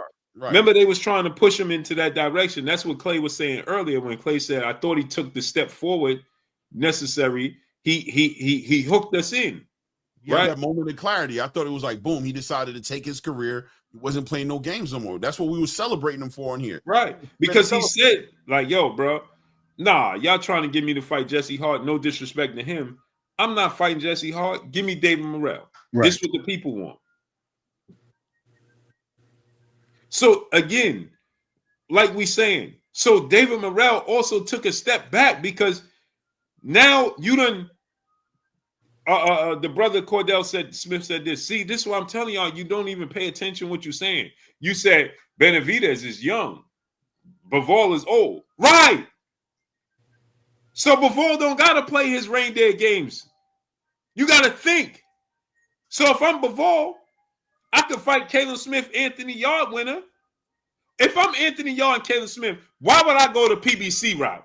Mm-hmm. Instead of making the most money I'm going to make in my career, guaranteed the winner of that fight. To fight David Benavidez, like Clay said, I got 3 belts. And guess what, Rich? Turkey runs the ring. So I'm pretty sure the Ring magazine will be on the line. Right. Yeah, whatever. Yes, it would definitely be on the line. Yeah. So now I'm gonna risk the Ring magazine, 3 belts, the biggest payday, and a legacy fight. Right. Because the whole objective for Benavidez, he's back in the same boat at 168 when he couldn't get Canelo Alvarez. Yeah. The goal is to get the big fish, which is Benavidez-Bivol. And as a cherry on the top, Blue, a potential to fight and beat, because I would think that Bivol is probably favored to win this 3rd one, a potential to beat the man who beat the man. Yeah. Right, Clay. And on top of that, to give Turkey an incentive to be like, yo, listen, if Canelo beats Terrence Crawford, hey, I want to make this fight. He got the control. He got the bag. He got Canelo right there. And now Canelo might be intrigued because now he gets an opportunity at undisputed. That's what he fights you for now in the light heavyweight division. Because we know Turkey is he's doing the one hand wash the other. You do me a favor, I do you a favor. Right? So you fight Caleb Smith on the undercard. I get you the winner. The better be it's only one fight. That's what I kept telling people. We know he's going, as long as he handled business against Caleb Smith, he's guaranteed to fight the winner. It don't matter who the winner is. Right. And it's only one fight. It's only one fight. A lucrative fight. You do all that to do the same stopgap fight? For less money? For less money? And now you don't have the incentive at the end, the guaranteed the winner? Because guess what? Turkey say, yo, Bivol, I done put this bread in your pocket. Here go the winner yard, and hypothetically, we saying that Bivol win, right? So Bivol beats him, and you get the winner, Caleb Smith, Anthony Yard. Bivol's, I don't see either one of them beating him, right? So now he beats them. Guess what? What's next for Bivol? He can retire. He can retire. He's on the cruiserweight. But Clay, now I might get the Canelo rematch, or guess what? The fight you chasing. The Canelo rematch for sure. Zerto, he can go get Zerto again. I could get Zerto again, or Opataya. Yeah, right. Which he's already talked about having doing. Because guys, guess what? As Bivol or Beterbiev, I don't need you in your belt because I'm already undisputed. I'm already in the books. Yeah, 100%. Both of them. 100%. So it's both of them already in the books. Both. Right. It's not like I'm the unified champion that's never been undisputed. I don't need your belt now. And I'm 35. One is 35, the other is 40. I'm not chasing your undisputed belt no more. You need me, I don't need you. And I'm getting guaranteed bag. You're not. It sounds like a lot of this is, like I said, it's Samson and the PBC, because if you look, 100%. Even Golden Boy, Top Rank, Eddie with Matchroom, they're there, but they stepping back and they letting their fighters do them. You know what I'm saying? Like Top Rank, they let Tszyu do himself do Tszyu. You know what I'm saying? Like Eddie's letting Shakur do Shakur. You know, like the PBC seem like they're blocking these fights for some reason. I don't know if it's to try to save face or what, but it's like they cutting their own nose off despite their face. I don't get what they doing over there. It's money, Rich. It's money. It's control. It's the ability. Let me tell you what I think it is. I'm going to speculate and go in this direction and say that they need a way to facilitate and make it's the undercards, right? It's the event. It's putting the event together and paying for the undercards and needing headlines for their undercards. You understand what I'm trying to say? So it behooves them to put a Sebastian Fundora and a Tszyu because they need a headliner so that they can get Stephen Fulton working. They can get, you know what I'm saying? They can get the other fighters working that they can't put on headliners. They need the headliners. Tank, same thing. We need Tank to stay here and make the fight in the house so that we can have him as a headliner so we can line up the nice undercard.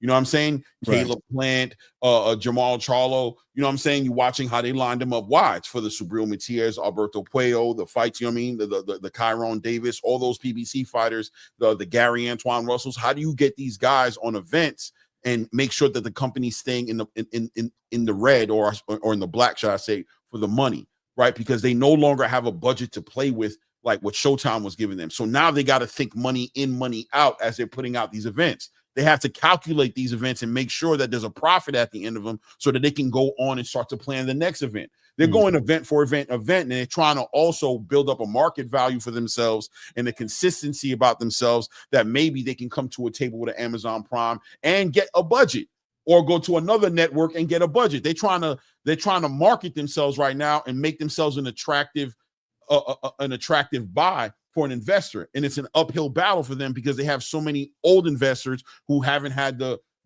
experience that is sellable to new investors, right? Showtime's going to sit back and be like, nah, bro, we took a lot of L's. Yeah, we put on big events, we put up a lot of money, but honestly, they overpaid a lot of the fighters, and we didn't get to really make no money off of it.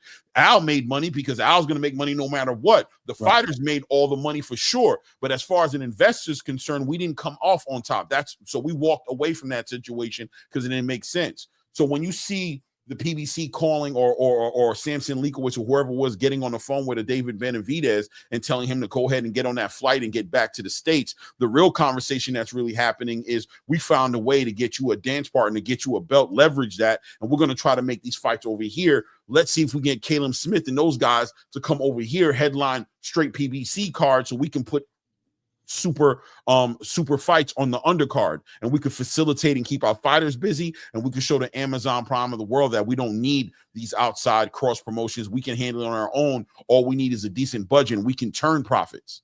You understand what I'm saying? So we can turn profits. I see exactly what you're saying, but I feel like they should work with Turkey, let him display some of their fighters, you know, and build up some of them like he's doing with these other David, right, and then come back to the table as headliners with the PBC. I mean, there's different ways. There's multiple ways to skin a cat, right? Without a doubt. There's different ways to approach this. They're choosing the way that they're approaching it, right? I think I agree with you. I agree with you to the point of this way isn't benefiting the fighters. Maybe it is getting them paid, but this move that they did with Sebastian Fundora and with David Benavidez, no. Nah. This wasn't it. This wasn't it. Yeah, neither one of those moves made sense, because if I'm Sebastian, I keep on going on with my title run. I can revisit the Tszyu fight later on down the line. You know, I keep chasing these champions, get undisputed. Then we can come back to the table with the Tszyu fight, because Tszyu just only had one fight against a tune-up, basically. You know, he just got knocked out by Bakram, so I would have kind of let that build a little more instead of. I would have let him fight Keith Thurman, let him get a big victory with Keith Thurman, and we can come and revisit that another time. Let him continue to build himself back up. Build himself back up, exactly. Like I didn't get the point of that. And I think, and you know what happened with the Keith Thurman and then Tszyu fight is it wasn't all that popping in Australia.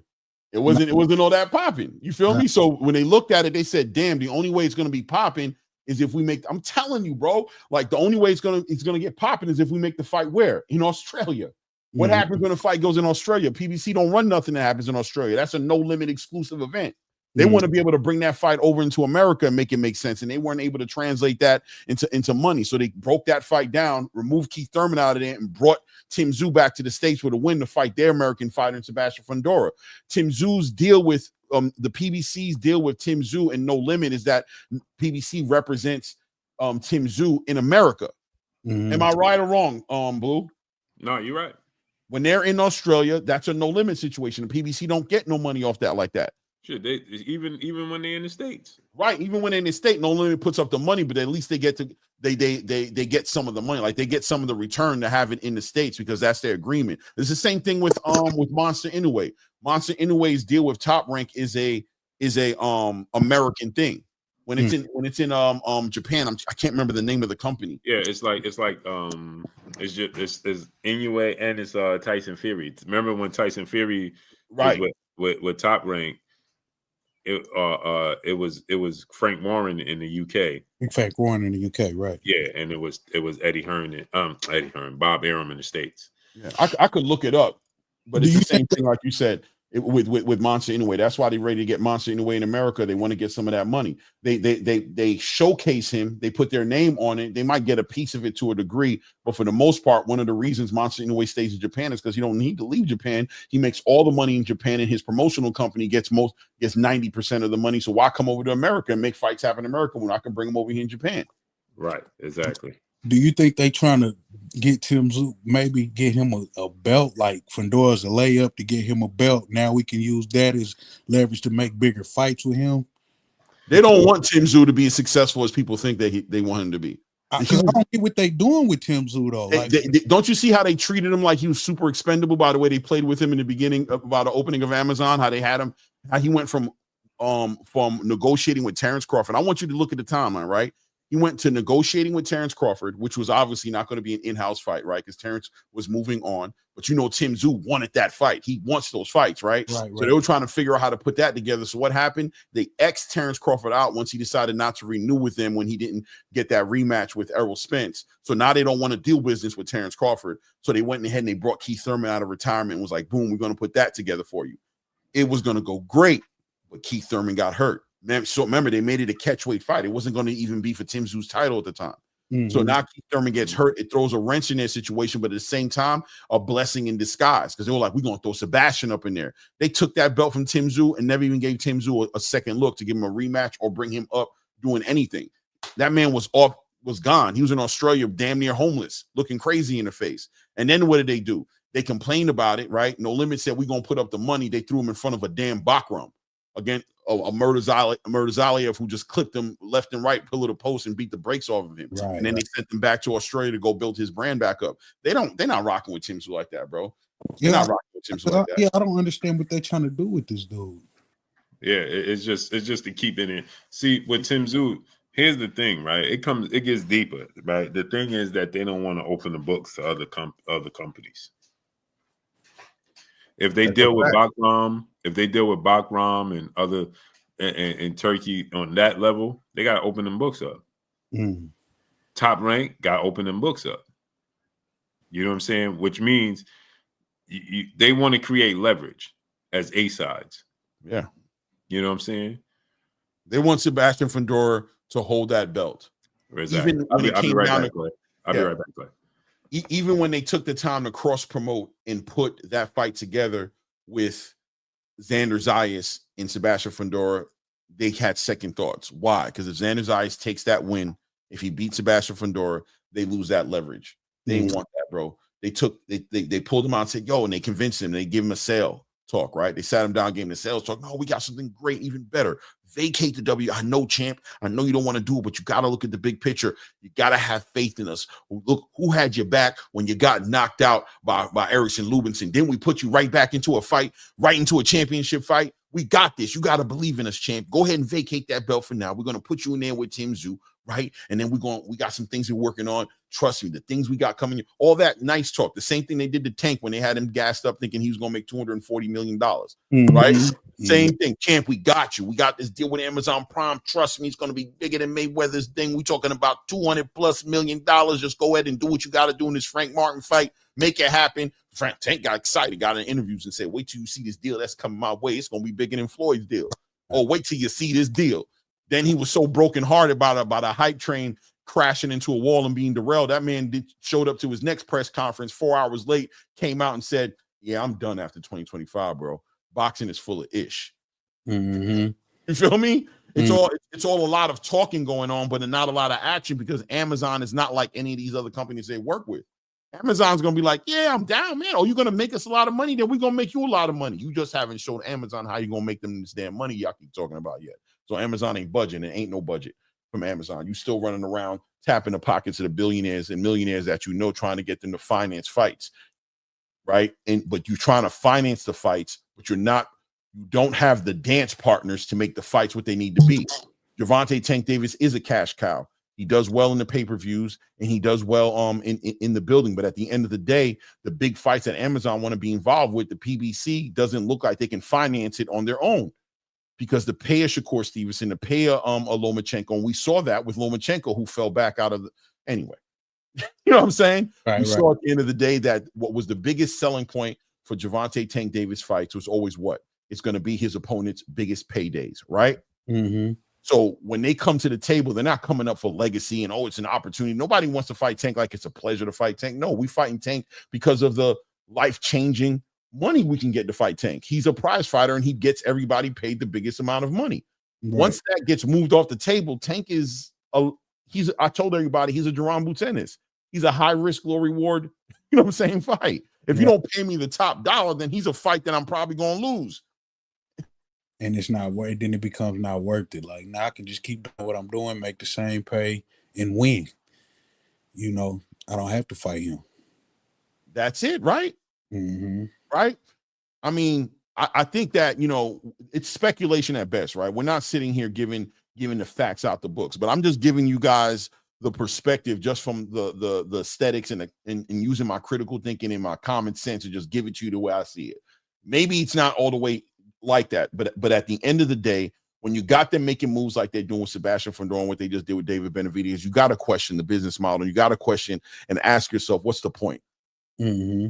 What are they doing this for? How does this benefit David Benavidez? How does this benefit Sebastian Fundora? How does this benefit them? Why isn't Errol Spence back yet? Why is he putting out videos saying he comes back when he feels like it? Why isn't he back yet? Why was he pushing for the rematch with Terrence Crawford and it didn't manifest in anything? Why did he push with the fight with Sebastian Fundora and it didn't manifest into anything? What's going on? What's going on? Broken promises. I mean, same thing with the Charlos. Like, one's just coming back. I think it's a lot of broken promises that's being made by the PBC. And the fighters is like, well, look, until you can come through on this promise, I ain't budging. I'm chilling, you know? Yeah. I'm not coming here. I'm not going for making $25 million on my last fight fighting Terrence Crawford, or you giving me $2-3 million guarantees, bro, in pay-per-view points on the back end, bro. We're not doing that, dog. Yeah. We're not doing that, bro. We're not doing that, bro. We didn't work this hard to get this far to go back to doing that. No. Canelo just got $36 million guaranteed for every fight that he's in. You know what I'm saying? For 3 fights. You promised Gervonta Tank Davis over $200 million on his deal. I want my deal because I was the face of the PBC before I took this fight with Terrence Crawford, a fight that you guys didn't even want to let me do. You guys were making it hard, an uphill battle for me to even get it put together.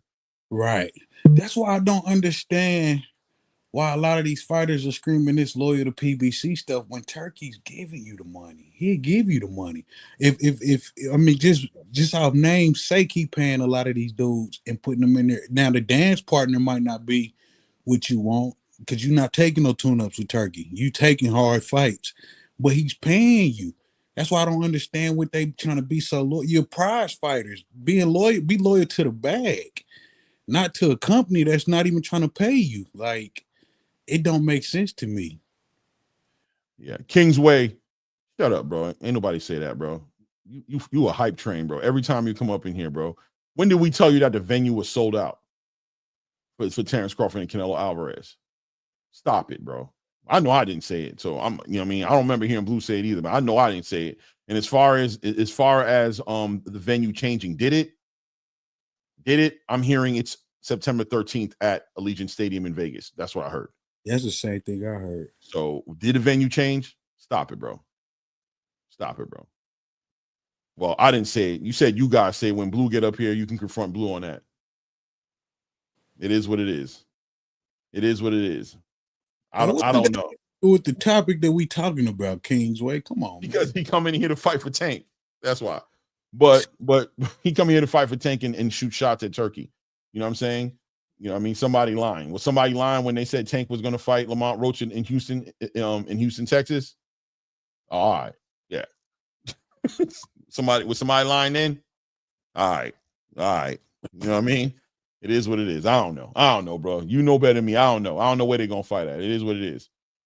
These dudes is crazy when it come to Tank, man. Yeah. It is what it is. But at the end of the day, the way I've watched this thing manifest with Sebastian Fundora, and it don't got to be about the PBC. To be honest with you, Kingsway, it's really not about the PBC. It's about Samson. You know what I'm saying? Now, the inability for the PBC to facilitate certain things is not bashing them. It's just keeping it 100. How about this? At a minimum, the PBC hasn't been able to facilitate a fight for Errol Spence or Jamel Charlo or a legitimate fight for Jamal Charlo, But, right? Right. So whether it's the money or it's not the money, they haven't been able to entice them to give them any vested interest or anything shiny enough to attract them into getting into a fight, right? Right. It just don't make, like, they the ones who told us 14 fights and gave us 5. So was they lying? Yeah.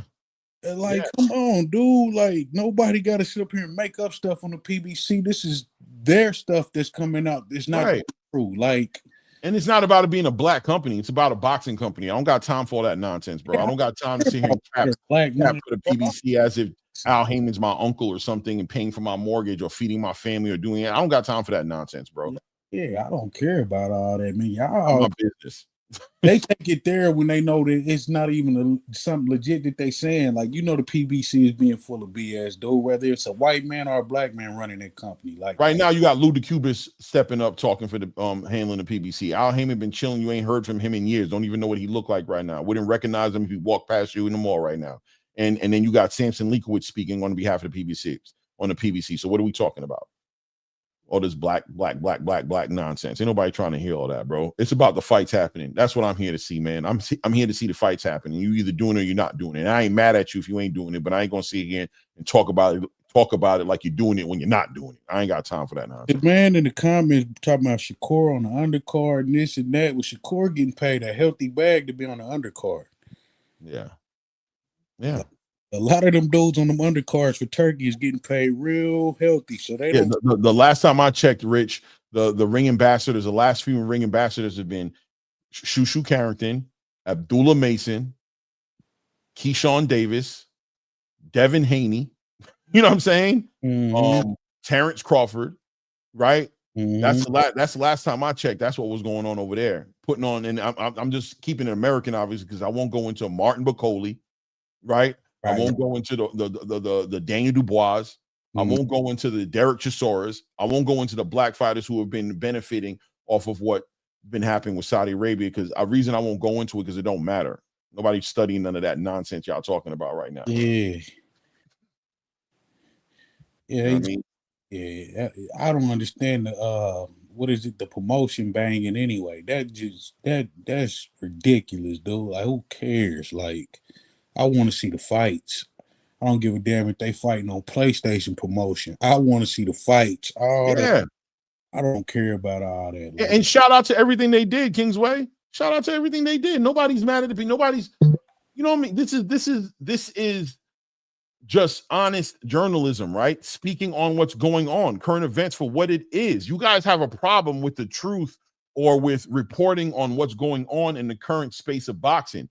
You want it to be different, and you want the narrative to get steered even when the truth is going in another direction. You want narratives. You want the story and the hype and the nonsense to be pushed forward over the actual facts. You want the credibility to go down the toilet in the spirit of elevating and celebrating the company no matter what they're doing. You know, the PBC can be celebrated for the things they do, but when they do things that fall short of our expectation as boxing fans, why can't we speak on it? Why are we bashing on them because we're speaking on something in real time the way it's happening? What's wrong with the conversation being genuine and like that? Why does it have to be, why me speaking that they had 5 events last year when they said they were going to have 14 events? Why am I bashing them by saying that? Why am I bashing them by saying navigating David Benavidez's career into a way to where he didn't land an undisputed title shot, or navigating Sebastian Fundora out of one of his titles to fight a fight against Tszyu, a fighter that he already beat? Why can't we speak on that for what it is? I mean, if you so loyal to PBC or Tank or whatever, bro, like, look at how they moving with him. They promised him a big deal, didn't give it to him. Like, you ain't upset about that? Like, and that's facts. Like, that ain't got nothing to do with nobody bashing them or hating them. That's the facts. Like, they're moving funny in the PBC.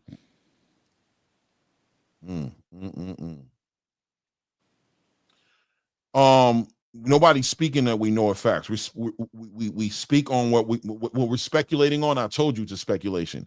And when I'm saying facts, I'm saying facts, right? So when I say they said they were going to do 14 fights last year and they only did 5, that's a fact, right? Facts. When I said they haven't been able to facilitate the fights to get these guys in the ring, that they haven't been able to entice and bring Errol Spence back since they left Showtime, that Jamel Charlo hasn't been back since they left Showtime, that's a fact, isn't it? Aren't these things the facts? Now, if I speculate as to what it could be based off of the vested interest that a fighter needs in order to make a fight, I express that I'm speculating. I think I said it. Rewind the tape. I'm pretty sure I sat here and I said I'm speculating. I'm not sure. I don't know. I'm just reading it. I'm just seeing what's happening, and I'm giving my perspective on it. I feel like that happened about 20 minutes ago, right? So it's all nonsense, bro. You just can't hear it. Your ears are bleeding and your heart is bleeding for a company that you would. I wish they would show you the love that you show them. Cut you a share of the stock, or come up on your channel and do an interview and let you know what's going on, so you ain't got to speculate or give a damn about anything you're talking about. If they're even watching you guys do all this, I'm gonna keep it respectfully, right? They not, man. Like, I'm gonna keep it respectful. It is what it is.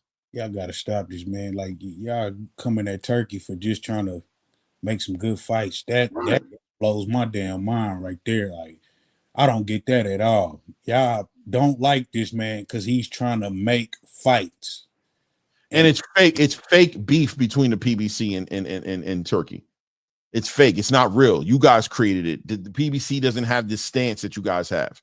Them wanting to make in-house fights isn't because they're at war with Turkey. It's because they're trying to handle their own personal business inside of the model they've created so that they can send their business where it needs to be. But there's no smoke there. David Morrell will be fighting, you know what I'm saying? On this on the PBC card coming up, right? David Morrell will be fighting on that card. Yeah, you're right. You're right. He is. He's getting ready to fight on the Shakur and them card. That's coming. That's it. Thank you. That's it. That's the card, right? And there's been plenty of PBC fighters just fought over there. Big Andy Ruiz, Pit Bulls fought on there. Rayo Venezuela, Jose Venezuela. Like, it's plenty of PBC guys that's fought on that on Turkey card. So David was just getting ready to fight on there. Like, so that's y'all doing that, and it's because I don't even like saying the name. Your favorite fighter got a problem with the man. That's the only reason why y'all doing this. Right. Like, there's no real beef with between Saudi Arabia or Riyadh season and the PBC. Tom Brown has talked about it and said we're open to making fights happen. The fights that make sense, the fights that we want to make happen, they doing business. That's a fake war you guys are putting up, that the success of Turkey is at the cost of the PBC or vice versa. Y'all bugging. Yeah, y'all gotta grow up. Like, dude, like, you defending a fighter this hard that you going at a man who's like, hey, I just want to make the good fights. I don't care what company y'all with. I got the money. Let's fight.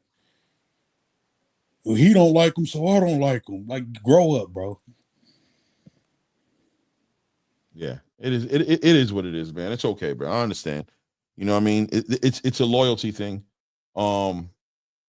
It's a loyalty thing, and you feel like this is the way to do it, and this is you being loyal. That's what's up. You know what I mean? We'll see what happens. We'll see what happens when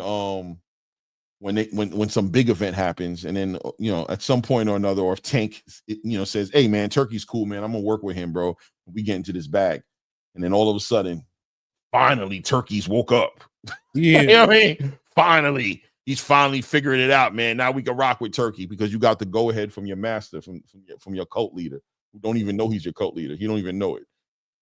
He don't know how passionate you guys are about him. Trust me, he don't care either. It is what it is. That being said, though, moving on a little bit and jumping a little deeper into this boxing, did Blue get an opportunity to speak on this Keyshawn Davis, Shakur Stevenson situation? I'm not sure if I came in late or not. I think I can't remember. I kind of came in a little late too. I think he did though. Right. I don't know. Do you think that Keyshawn is starting to feel some kind of way and move in a certain direction right now? That might be, kind of like shaking up the whole entire 135. I mean, he could. Well, his relationship with Shakur, really, right? Yeah. I think. I mean, it's probably something there, but I don't think. I think I don't see them fighting each other though. Like I mean, me, I'm such a fan. I want to see the fight. I want to see the fight. I would love to see the fight, but I don't think it's gonna happen. Yeah, I definitely want to see the fight. I definitely would like to see them compete. I think that at the end of the day, the way they're carrying it at 135 is kind of messed up for boxing. I mean, like, if you guys aren't going to fight each other, don't occupy titles in the same division. You know what I'm saying? Yeah, one of y'all should move out of division. Somebody got to move up. Yeah, something has to happen for boxing to move forward, for unifications to be realistic, for undisputed to be realistic. These are things that should always be on the table, and you guys remove that off the table when you carry it the way you're carrying it. The facts. And it looks like, honestly, you're going to allow this to follow you in the 140 and into other weight class division. It looks like that's what's going to end up happening. You know what I mean? Yeah. I mean, I don't necessarily see them fighting, but if they do fight, I think it'll be good because then we can get that and move on from that. And, hopefully it entice other fights in the division. But I think with the top of the division being such a log jam that them two ain't going to fight, because maybe if like Carl Brown in here, maybe if Carl something else, boy. Maybe if them two. I ain't see Carl a minute. Carl got to speak on that too when he get the mic. Man, Carl, my boy. But if I think if them two fight though, it'll open up everything else in the division. Or if Tank will fight one of them, it'll open up everything else in the division. But it's a log jam at 135. Yeah, I think they need to figure it out one way or the other, whether Keyshawn is feeling. I think it's going to run into it's. They need to jump in front of it. Salute, fellas. What up? What up? Carl. What up, Carl? What's good with you, King? Y'all can hear me? Yeah. Y'all can hear me? Yes, sir. I think I got a delay. Every time I get on, I got a delay on Blue Blood shit. You got a delay everywhere, bro. I don't know how you got the delay, but it's definitely a delay. What you doing?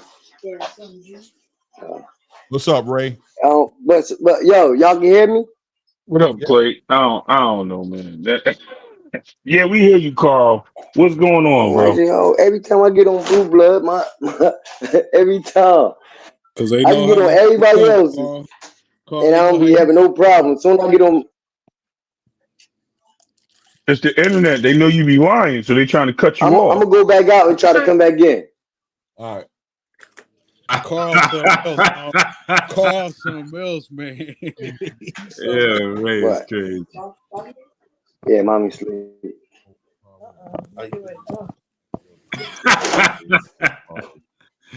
Yeah, Ray.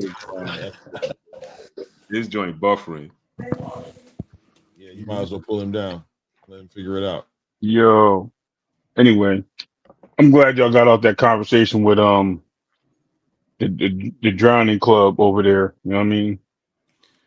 I mean, it is what it is. Sometimes we have fun. Then we try to stay away from it is fun. It's fun. I was trying to get in early though. I was trying to get up and get at home, but I was just talking to him in the chat. Because he's out of control, bro. It's the same thing. What's crazy about the people in the that support those that I want to change the subject too, Claire. I know you want something else. But real quick, what's crazy is they talk about the same thing. They never change their answers. Like they stick with the same thing. Even when debunked, they'll find a new way to say it. Mm-hmm.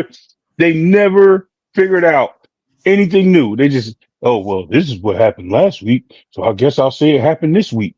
It's like it don't change, bro. Yo, I don't get it. I don't get it. Wild, but it's cool, man. The thing I don't like is how they never hold their favorite promotion or fighter accountable. It's everybody else's fault every time. It's never who they going for a fault. Like, come on, man. You know what that is? You know what that tell you? How they was in school. Every time they got in trouble, they blamed somebody else. They never had accountability. Oh, he told me to do it, so I did it. But it was his fault. It wasn't me. Like, y'all know what I'm talking about. I see those kids in school that didn't want to be accountable. Yeah. Hey, bro, you call MCI? MCI got you lined up? Oh, no, they disconnected them again. Yeah, Cause Carl finna come. Carl about to come with his Carl. I know, yo, MCI, like, yo. They got his popcorn. Carl something else. You already know. Yo. Got my trail mix. All right, so you were talking about Keyshawn and making noise, Clay. Yeah. He doing what he's supposed to do. And regardless of it coming on the heels of the conversation of homeboy Africa, right? The point, the matter is, I think there was some establishment, and I think I said this on the show earlier. He supported Shakur through everything. You know what I mean? Africa was going at people. I think Keyshawn took it a little too personal. I mentioned this. I said he didn't talk about Devin. He didn't talk about this guy. He still do videos and salute everybody he sees in public. He's not really. He's just doing the business thing. He's just talking. You know what I mean? He's respectable. You know what I mean? It's like anybody you play basketball with in the game. Hey, when we on the court, we're gonna talk that trash. But at the end of the game, we're gonna go out and have a drink. You know what I mean? We might even fight on the court, but we're still gonna go have a drink after the games. This guy Keyshawn was like, nah, I ain't hearing that, man. You fight on the court, you gotta fight outside the court. Like, nah, bro, like it don't work like that. So I think he took it a little personal. I think the fact that he supported Shakur coming up with 135 and moved out the way so he can go run and get that undisputed that he wanted, and he never went and made the fight with Devin. And it kind of like backfired a little bit. And I think he's now at the point where he feels like, yo, I'm making noise now. I need to go do me. Now you're in my way. I'm no longer in your way. Matter of fact, I'm the growing child, right? We're brothers. I'm the growing child. You already had your chance. You out of here. Move or I'm gonna move you. And I think that's the case we're starting to see with these guys. Yeah. I think Shakur gonna move up anyway, because when he was talking about fighting Conor Benn at 54, and then Eddie said he said at 47. So, and like Blue said, I think once Shakur move up, it'll be crazy for him to tear his body back down to get down to 35 again. So I think he gonna get out the way anyway. Yo, Shakur got to make his mind up though, y'all. For like 1 minute, he tell everybody he a small 135, and then you go up to 154. I ain't believe the 154. I was saying more like 147. That's probably what he really meant. But he can't be calling himself a small lightweight. Like, you got guys smaller than him that we be considering big lightweights. I remember when they said Tank, I remember somebody said Tank was getting up to 165 before, and we were like, damn, Tank can get up to 165. That's a big dude. But then, you know what I mean, when you really look at the stature of these guys, like Shakur and Keyshawn, look at their face off when they faced off with each other. Keyshawn probably got them by like an inch. And Keyshawn considered a big lightweight. Shakur is nowhere near a small lightweight. I'm just saying, 147 should be easily for him to try to like go to. Like now, doing, you know, making history fights that 154. Now I believe it, just not with Conor Benn. But I'm just saying, like 147 is what. See, he taking on that he started off at 126, but Tank started off at 126. But I'm just saying, like, he's a big dude, man. And I don't think none of y'all can disagree with that. Like, when it comes to, like, 135, we talking about. No, I honestly believe he going to cap out at 47 or 54 to end this. Like, Me too. Yeah. He's been walking around. Yeah, he's walking around about 150. That's easy. I got him. When he said that when he said I'm really a career 135, I was like, what? Yeah. Get that neither, because he got an interview a couple years ago. Yeah, when he say he big. Guard talk where he was saying he gonna cap out at 47, then 54 if the fight makes sense. Yeah. When he said that, I was like, huh? Yeah. And Blue, hey Blue, you see how you losing weight? You see how you in the gym? You know what I mean? Like anytime you see a guy with stretch marks in their arm, that means they got room to grow, and that mean it was bigger at one point. Mm-hmm. Stretch marks ain't. I mean, when I seen those stretch marks in his arms, I said, "Yo, Shakur was a big dude before. He wasn't no. Where you get this? I'm a small lightweight from." And they not fat stretch marks, right? They muscular stretch marks. Mm-hmm. Yeah, I'm in it. And it's not even in his shoulders. Right, and you see it, and he got, and look, that you could see it, that you could just see that he was bigger. Like, no matter how, even if he told us, like, even if somebody in his family came out, we can see that, and like, and that's people that I've been in the weightlifting team before, so you know what I mean. Like, I seen that. I seen guys come up from really being, I'm talking about sloppy fat, and then tone that up, but you could see it, but then that shit disappear as they tone it up more and more and more. That's like, I don't know. What have you done with Carl Brown? This is not Carl Brown. This guy is dropping look. I don't know how to look tonight. Look, I'm chilling. Carl, I'm having a good night. I'm having a good night tonight. Hey, no, see, you said you ain't never see this Carl Brown. Clay, you talked to me a couple of times.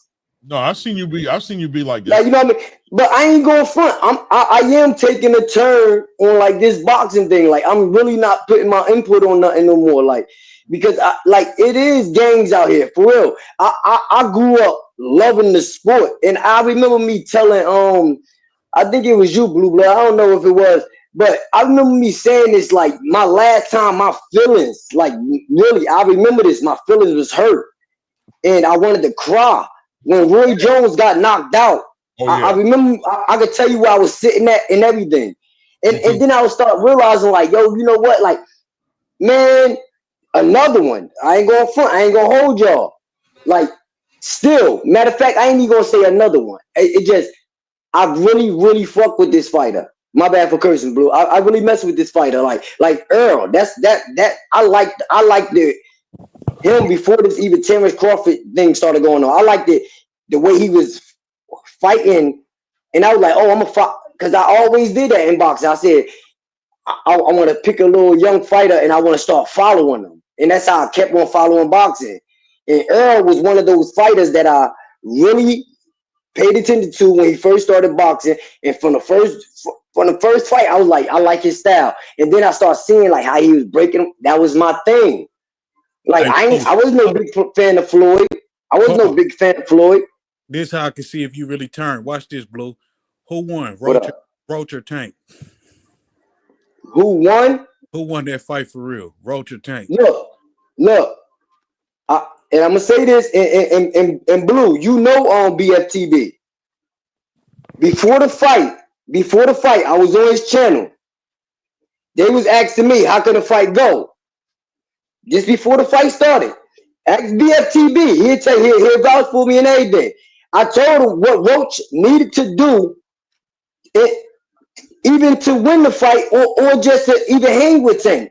And I swear to God, only thing that they did less was what they picked up at the end. They didn't do that in the beginning. But that's why I said he gotta not think about Tank power. He gotta fight Tank. He gotta believe in his own. Like, he gotta slip on the inside. He gotta be on the inside too. And everybody on the panel laughed at me, Blue. No lie. Everybody on the panel laughed at me until I came back up there, and then I reminded them, and it just played out. It's not even none of us. Well, I know me. I'm gonna say me. I'm not up here trying to say like I'm no boxing genius and not like that. But I do use my common sense. If I see something and it could go this way or it could go that way, yeah. And then I'm only hearing people speak about it one way. So 9 times out of 10, when y'all see my argument's always on the opposite side. It just the opposite side is always that same side. You know, you get what I'm saying? But I tell people for real, I wish all of them lose now. Like, just some controversy. No, because like for real, because like it's messing up friendships. People taking this personal. People is really, and for real, I got another thing I call on them. I really call them the emotional support fans, because these boxers be leaning on them too. They be leaning on these fans to keep talking for them. Like I heard so much, but people will say I'm hating. I heard so much from these boxers, and I watch channels, and I be hearing people say stuff, and like I know where they got that from because it never came out before, and now that's the word that you use. And just like we always talk about the word that diabolical word. Once that hit the block, Shout out Showbiz. But y'all get what I'm saying? But no, for real. I was who channel I was on, and I was just telling them like I'm just not gonna put my input on it no more because like for real because like and I get it, it's entertainment, but some people like me getting called out my name, and then sometimes my daughters be catching strays. Like man, I love my kids, and I be taking that personal. So I be telling myself, nigga, you could put the phone down. You don't have to look at the screen and yell. So then from there, I'm like, you know what? If I could think like that, I just know I could go up here. I ain't gotta. I give my input on things. I'm just not. I don't care about anybody personal feelings no more. Like when they start coming at me saying, "Yo, oh, you a clown or you a Earl sexual," that's what I am, bro. Like if that's the name that you gave it, I'm dead ass. Cause I used to be yelling, well, man, like for real, and I really seen a lot of people get worse. Hold on, Carl. Like I'm just saying, my bad. I couldn't give you that energy tonight, though. Nah, you good. Hey, this boxing expert dude, that's in the comments is crazy, man. What? Do y'all see the stuff he's saying? No, what are you saying? I asked Carl that question, and that dude is on there like Tank got robbed. He didn't take a knee. Oh no, but look, I will say this though. They just make you be like, hey, dude, whatever. Like, my bad. And to answer your question, like in this one, I'm gonna be real. And I said this. I said Tank got away with one. I said Tank won the fight because when I look at boxing, I say you have to beat the champion, no matter how good we thought. We used to Tank knocking him out, all that. But when you go 12 rounds, it gotta look one way in order for a challenger to. I don't care where he came from, because Roach fought at 35 before. But we just saying like he campaigned at 130 and it looked good. But we know what boxing is real. Like you have to beat the champion. We seen it. We seen this mad times over and over again. So some people will say Roach won because they just automatically saying he a 30-pounder. They forgot about anything else about he did in his boxing career. I'm saying Tank won because you have to take it from the champion. But I can't say that a draw is bad. I really can't. But I can't say Roach went up there and did enough to beat Tank. Now, what Roach did, Roach may show people that, hey, he ain't the only one on that level out here, or because this rematch ain't gonna still do it. This rematch, what if it be another draw? I understand, but it's still gonna have to take somebody else to fight either Roach now, because you know what I mean, and Tank. So if like this says Shakur fight Roach and he wash him, but we can't say that Shakur do the same old thing with Tank because Roach wasn't scared of Tank power, but Shakur might shell up a little bit more because you got to think about it. Shakur got an image to keep up in these streets too. He told everybody what he's gonna do to these boxes, but when he get in there, we see a whole totally different fight. So that's where his disdain come from. So you know what I mean? And I know I be like jumping, but you know what I mean? But I make sense. I'm just saying that it could be that. It could really be that Lamont Roach is really up there when it comes to 135. They said when you move up in weight, it's not just you're not just not cutting weight, but you still saving energy and you feeding your muscles, like you know what I mean? Like you giving yourself, you giving your body, you know, you get what I'm saying? Like so, we know we're moving up in weight, so it helped Roach more than it helped Tank. If Tank could get bigger than what he is, you get what I'm saying? Because when you move up in the weight class, so Carl, real quick, I'm just gonna say this. I mean, everybody's entitled to their opinions and what they saw. I can't tell people what they saw, but what I seen, Tank dropped was not the same Tank. He looked like he just Yeah. was a shell of himself. He got Let beat, me bro. tell you. Yeah. He got beat. There's I don't know where they get this close rounds from. Every point of that fight, Lamont smothered that man every which way you can. Stayed in a pocket, wouldn't let him outside of that pocket in that phone booth. But true or Tank was false? True or uncomfortable. false? Didn't Tank win the fight with the first 5 rounds? That's how Tank. That's Nope, how I got to a draw. nope, I'm not nope, gonna lie. nope, Those rounds nope, right there, nope. you don't give it to the challenger. You just Okay, don't. Those all right. these niggas landed like Okay, you asked. 2 punches out of 6 You rounds. asked me a question. All right. You asked me a question. Let me run it back for you. First round, how many punches did Tank throw? Exactly. I mean, You don't know. How many did he land? It was look, exactly. you trying Hold to on. get an argument out of it. I'm not No, trying. no, it's I'm just not an saying like argument. It's not an regular. argument. I'm not giving you an argument. You're Do saying you know how he many won punches he 5 landed? rounds. But you But going to listen, tell me after that. When you ask me a question oh, like how many punches oh, did he land? And then oh, I you want say me to I tell don't you? know. Okay, Then you so just tell listen. me I don't. So listen, But you should. listen. So he It's got your so argument, bro. Tank threw. Okay, yeah, you're right. You're right. So Tank threw 11 punches in the first round and landed 3. Lamont Roach landed like 5 punches or jabs, right, in that round. They still count as punches. They just list them as I'm jabs. just at, So wait, he wait, threw. wait. Hold on, but he Do the landed. whole Tank thing, landed bro. one jab. Yeah, I Hold see on, he what you're landed doing. one jab, right? He landed one jab. So if you count the total punch count, Lamont outlanded him the first round. He outlanded him the second round. He outlanded him the Okay. fourth round. Tank won the third. He outlanded him the fourth round. So in those And you first know 5 power rounds, punches. and those See, we talking somebody that total talk about punches that know landed, boxing too. Power punches is different from jazz, and we know that body the shots don't count as much as power punch. We just total saying like, okay, punches landed. see, you going logical? Okay, I get it. I'm logical. It's common sense, bro. Ain't nothing logical about it. Is But we talking boxing now. Hey, Blue. If me and you had this conversation, and let's be for real, Blue. Like, and we saying power punches. We know power punches is totally different than what they score a jab and a body shot. Like for real, unless it's a I clean, agree. like we talk. So I get and look. So for all that, I that means understand it. Canelo lost a lot of fights. That means every fight that Canelo went 12 rounds with, he lost those. Okay, so let's take the jabs I'm into just account. saying, like, so we can't go that way. We Okay, I gotta got really a keep better it question. on boxing.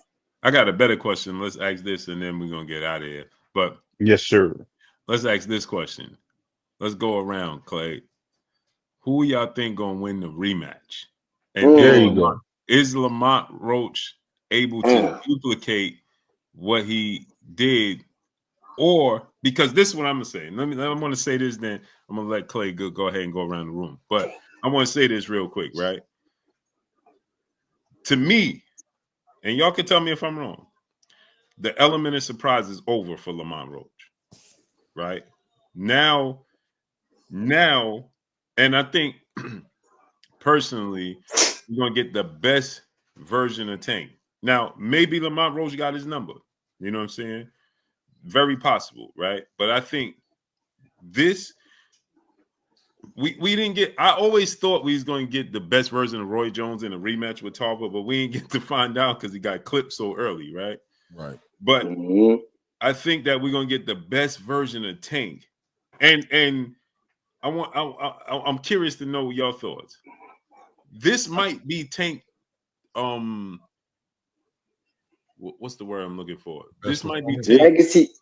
This might be Tank legacy fight, son. No, it's this might. Oh, hey, Blue, you know what I'm talking about, Blue? That legacy fight that you made a legacy fight, that you do some spectacular shit, and then like I'm talking about. No, you're right. It could be one of the. No, but what I'm saying is, I think that this might be his peak fight. Right? We might see him peak in this fight. Oh, you might you talk about the level. You might see another level. Yeah, like Tank, we seen Tank dog, we seen Tank move, but we might see him like what you think he is in your head. Right. What you say he might peak. I get it. He might peak in this fight, but I just think the element of surprise is over.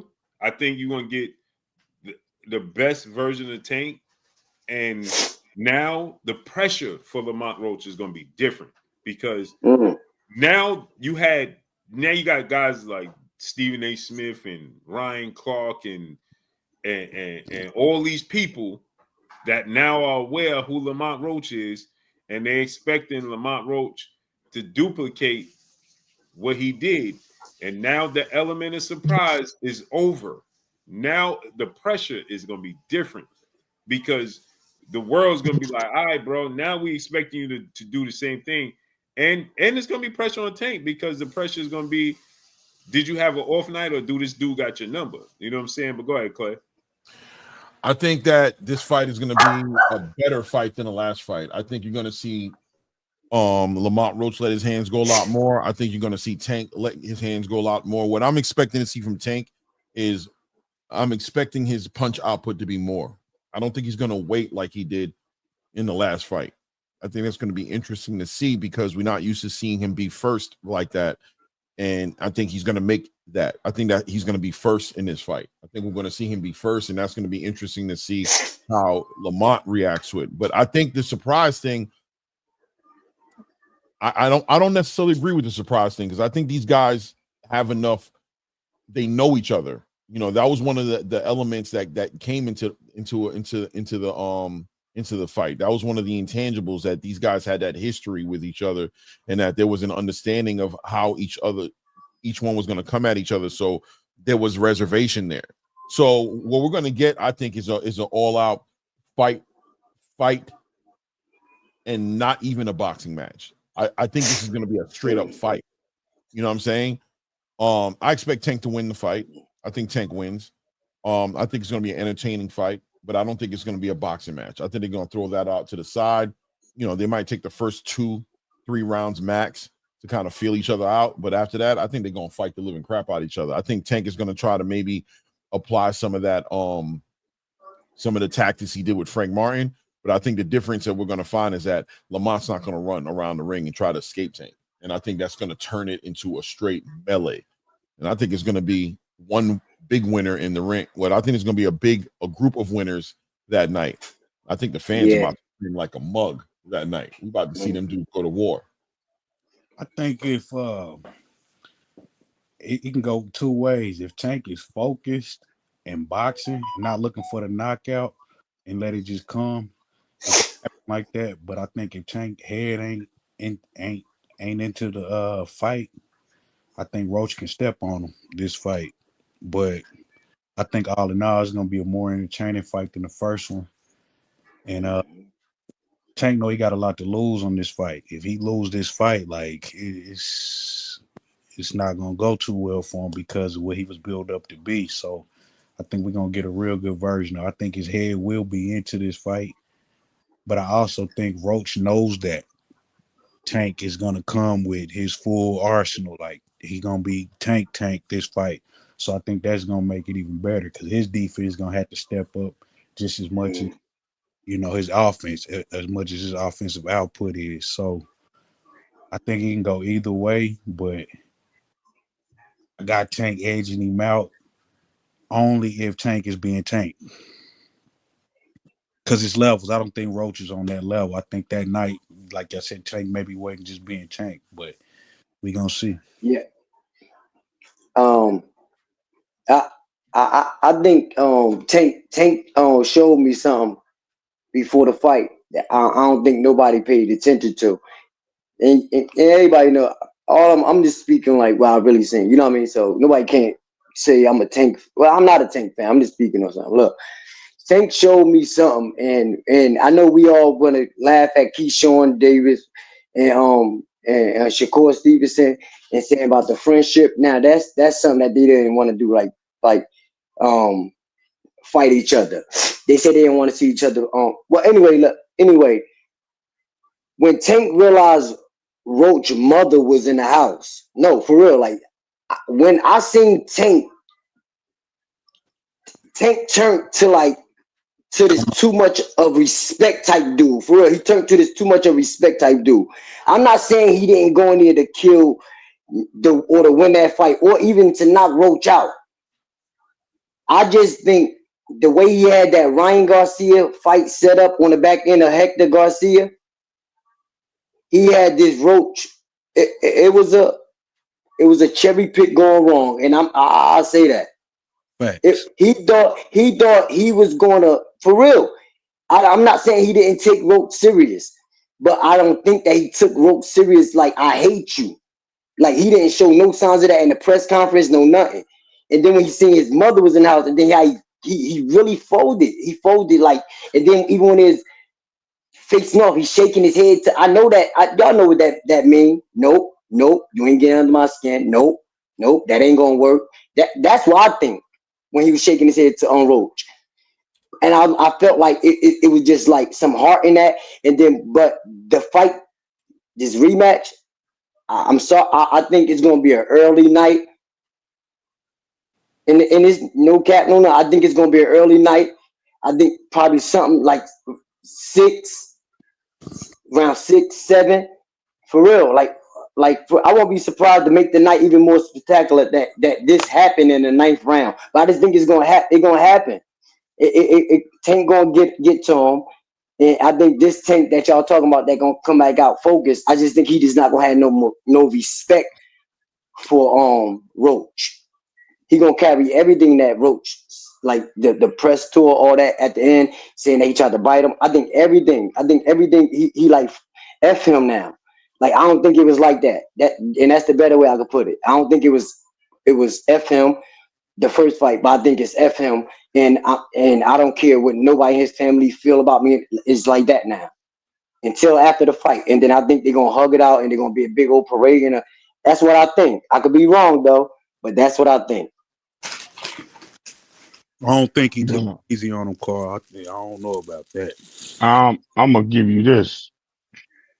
He better sign that contract with Icy's hair care and make sure that they don't get implemented into the fight, because that's the first thing. I think that I think we need to acknowledge that, like Clay said, Tank is going to show up differently. I think Tank needs to box off the back foot, and he needs to set up traps.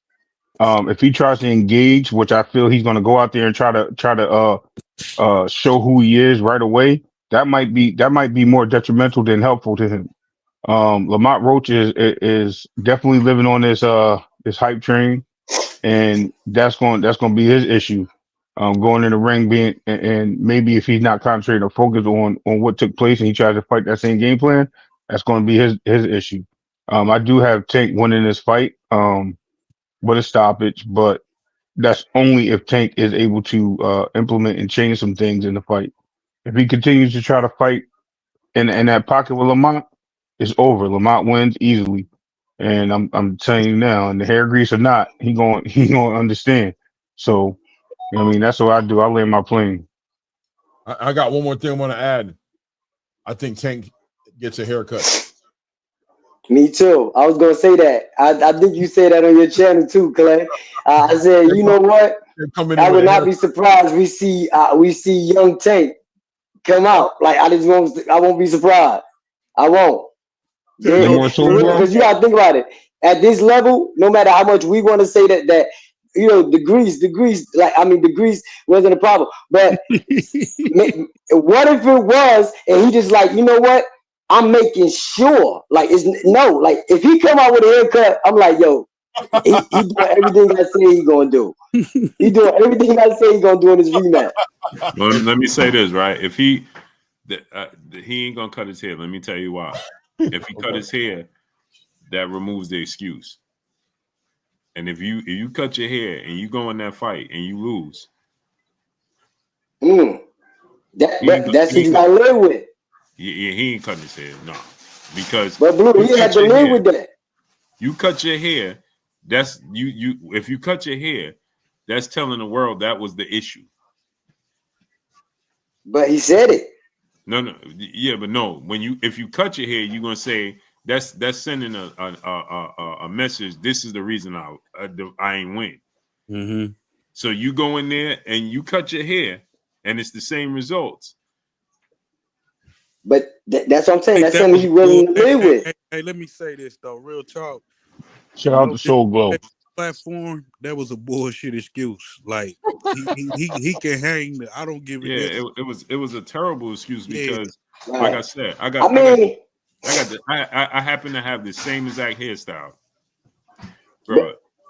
But Blue, I ain't gonna front. But I ain't gonna front. Like that's I ain't gonna front. It's mad. It's so many videos. I seen somebody like really slow it down, and like it really did. Like I can't say that's the excuse, but I didn't see nothing else to make me what was he going through at that moment to make him want to do that. Let me tell you why it was a nonsense excuse. Yeah. His now I'm gonna tell you what happened. Now he might have confused the two. His one of his braids did go in his eye, right?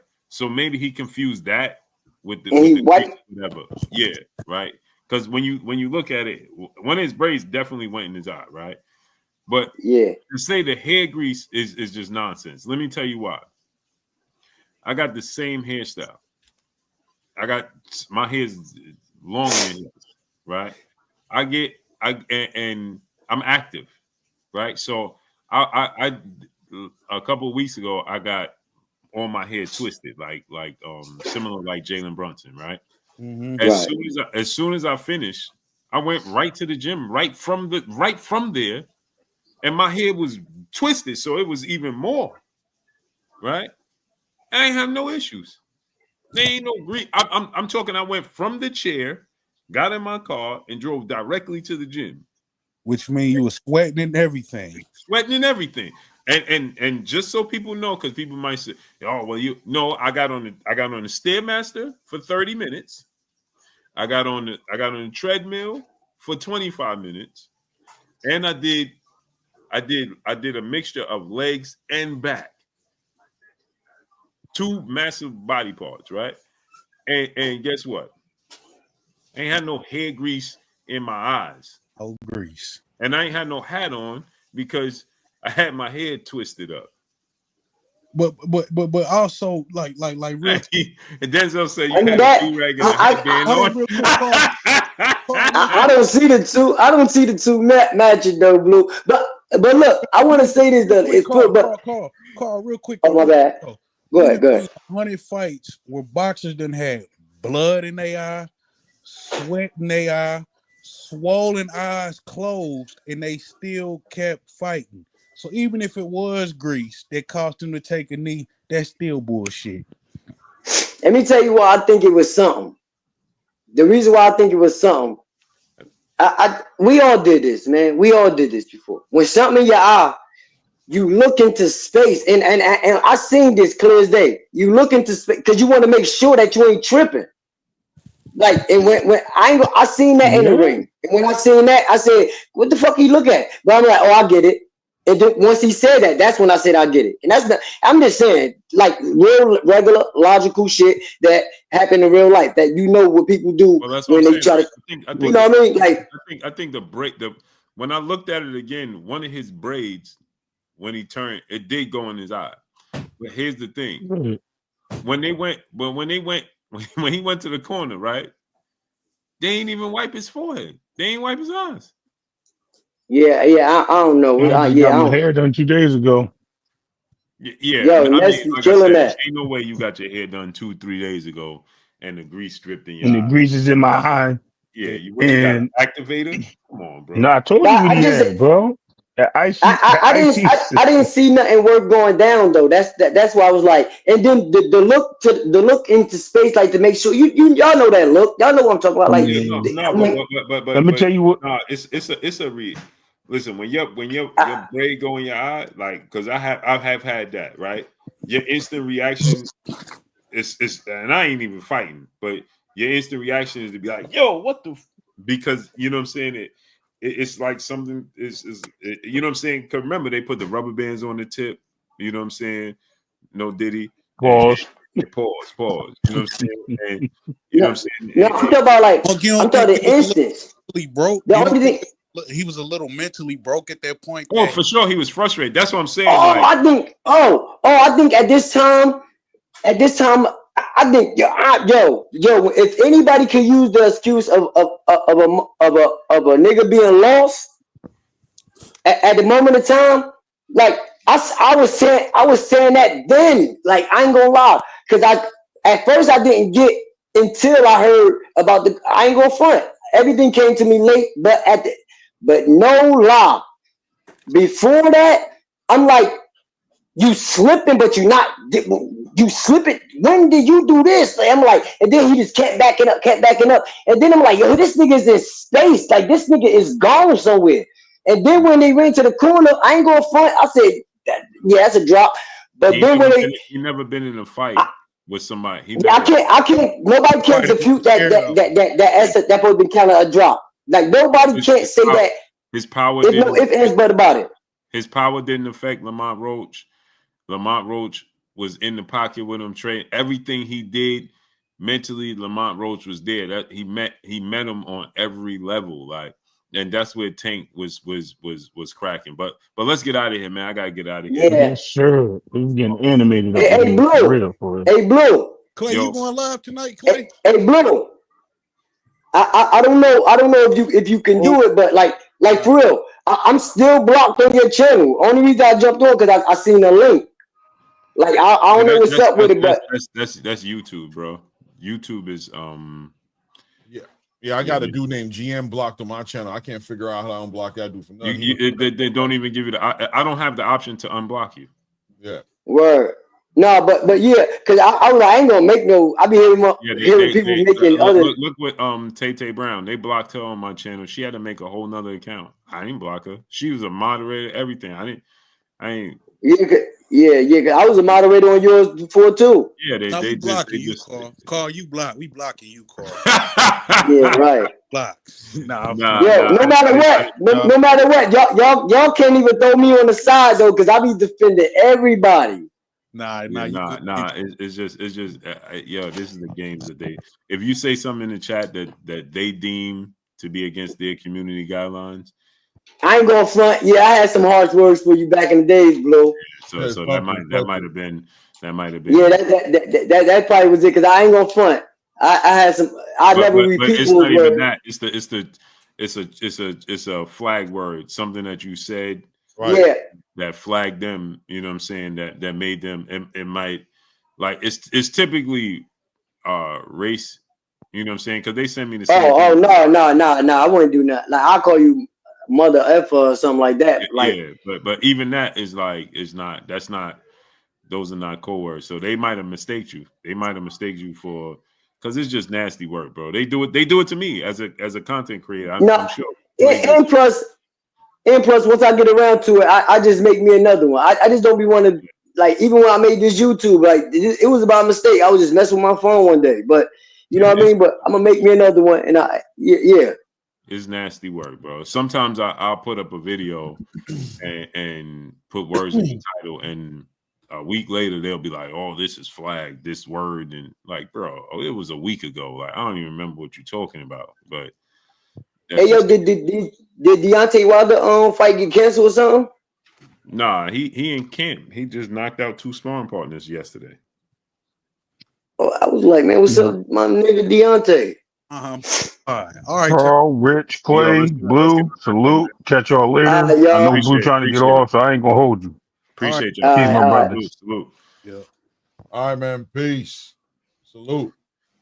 I need y'all to take a moment, go subscribe to my brother Claymore Rain. The link to his channel is in the chat, and I love the setup in the back. I got to go to the office tomorrow so we can, you know what I'm saying, hit him with the double whammy, bang, bang. You know what I'm saying? Yeah, that joint looking nice right there, King. That's that ring right there, baby. Yeah, that's that ring right there. I'm gonna have to go get me a ring belt. For sure. Guys, definitely take a moment, subscribe to the channel. I appreciate you guys. You know, we'll be on in the morning. We got to build on this fight card this weekend. The undercard is pretty nice. Hey, we cooking on that on Saturday, right? Yeah, sure. Yeah, definitely. Sounds like a plan to me. Right, let's do it. You know what I mean? Sabril Matias is gonna be fighting on that with Alberto Puello. We got Kyron Davis on the undercard. You know what I mean? Obviously, we got the main event and the co-main event on the card. I definitely want to talk about that, man. And yo, Moses Atuma, man. But Frank Warren said he ain't gonna do the title fight now. Yeah, he ain't going after Martin McCauley. Martin McCauley called him out a little bit and said, "You don't want to, you too young." Now, man, I think he might have went a step too far, right? Like he said, "You don't want to do that," but he's like, "If that's what you want to do, Frank, send him over." Yeah, I think Frank might have been like, "Wait, you know what?" Yeah, I mean, chill. No, So I hear he's chasing down Jermaine Franklin or either Jermaine Franklin or Otto Wallin. That's the next fight they're looking to make happen. I like the Otto Wallin is tricky, bro. Yo, Moses Atuma is 6'4", bro. Yeah, I didn't know that. He a big dude, bro. He a tall dude.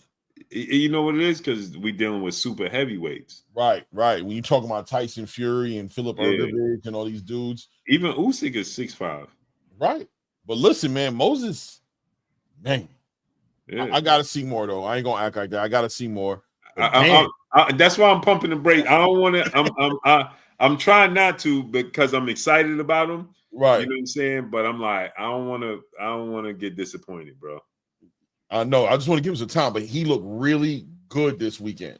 Yeah. That jab, the poise, the level change to the body, walking, he was doing a lot of good work in there. He was moving around and then he did it effortlessly. Yeah. So he's very good, bro. I pictured him in my mind. I was picturing him with different fighters, and I'm like, damn, bro, he could. But like you said, we got to give him some time. I don't want to put the carriage before the horse, but I'm excited. You know what I'm saying? Yeah. Anytime there's a major player to come in the heavyweight division, it's just like, you know what I'm saying? It gets exciting, bro. For sure. But salute for Surely Sean. What's up, nephew? AK Crowder, my brother. What's up? But let's get on out of here, man. We'll be back on tomorrow, man. Salute to my brother Claymore Rain. Salute to all the people in the building, man. Again, go subscribe to my brother Claymore Rain. The link to his channel is in the chat. Follow me on Instagram at Blue Blood Sports TV. All one word. We'll see y'all tomorrow. Salute. Peace.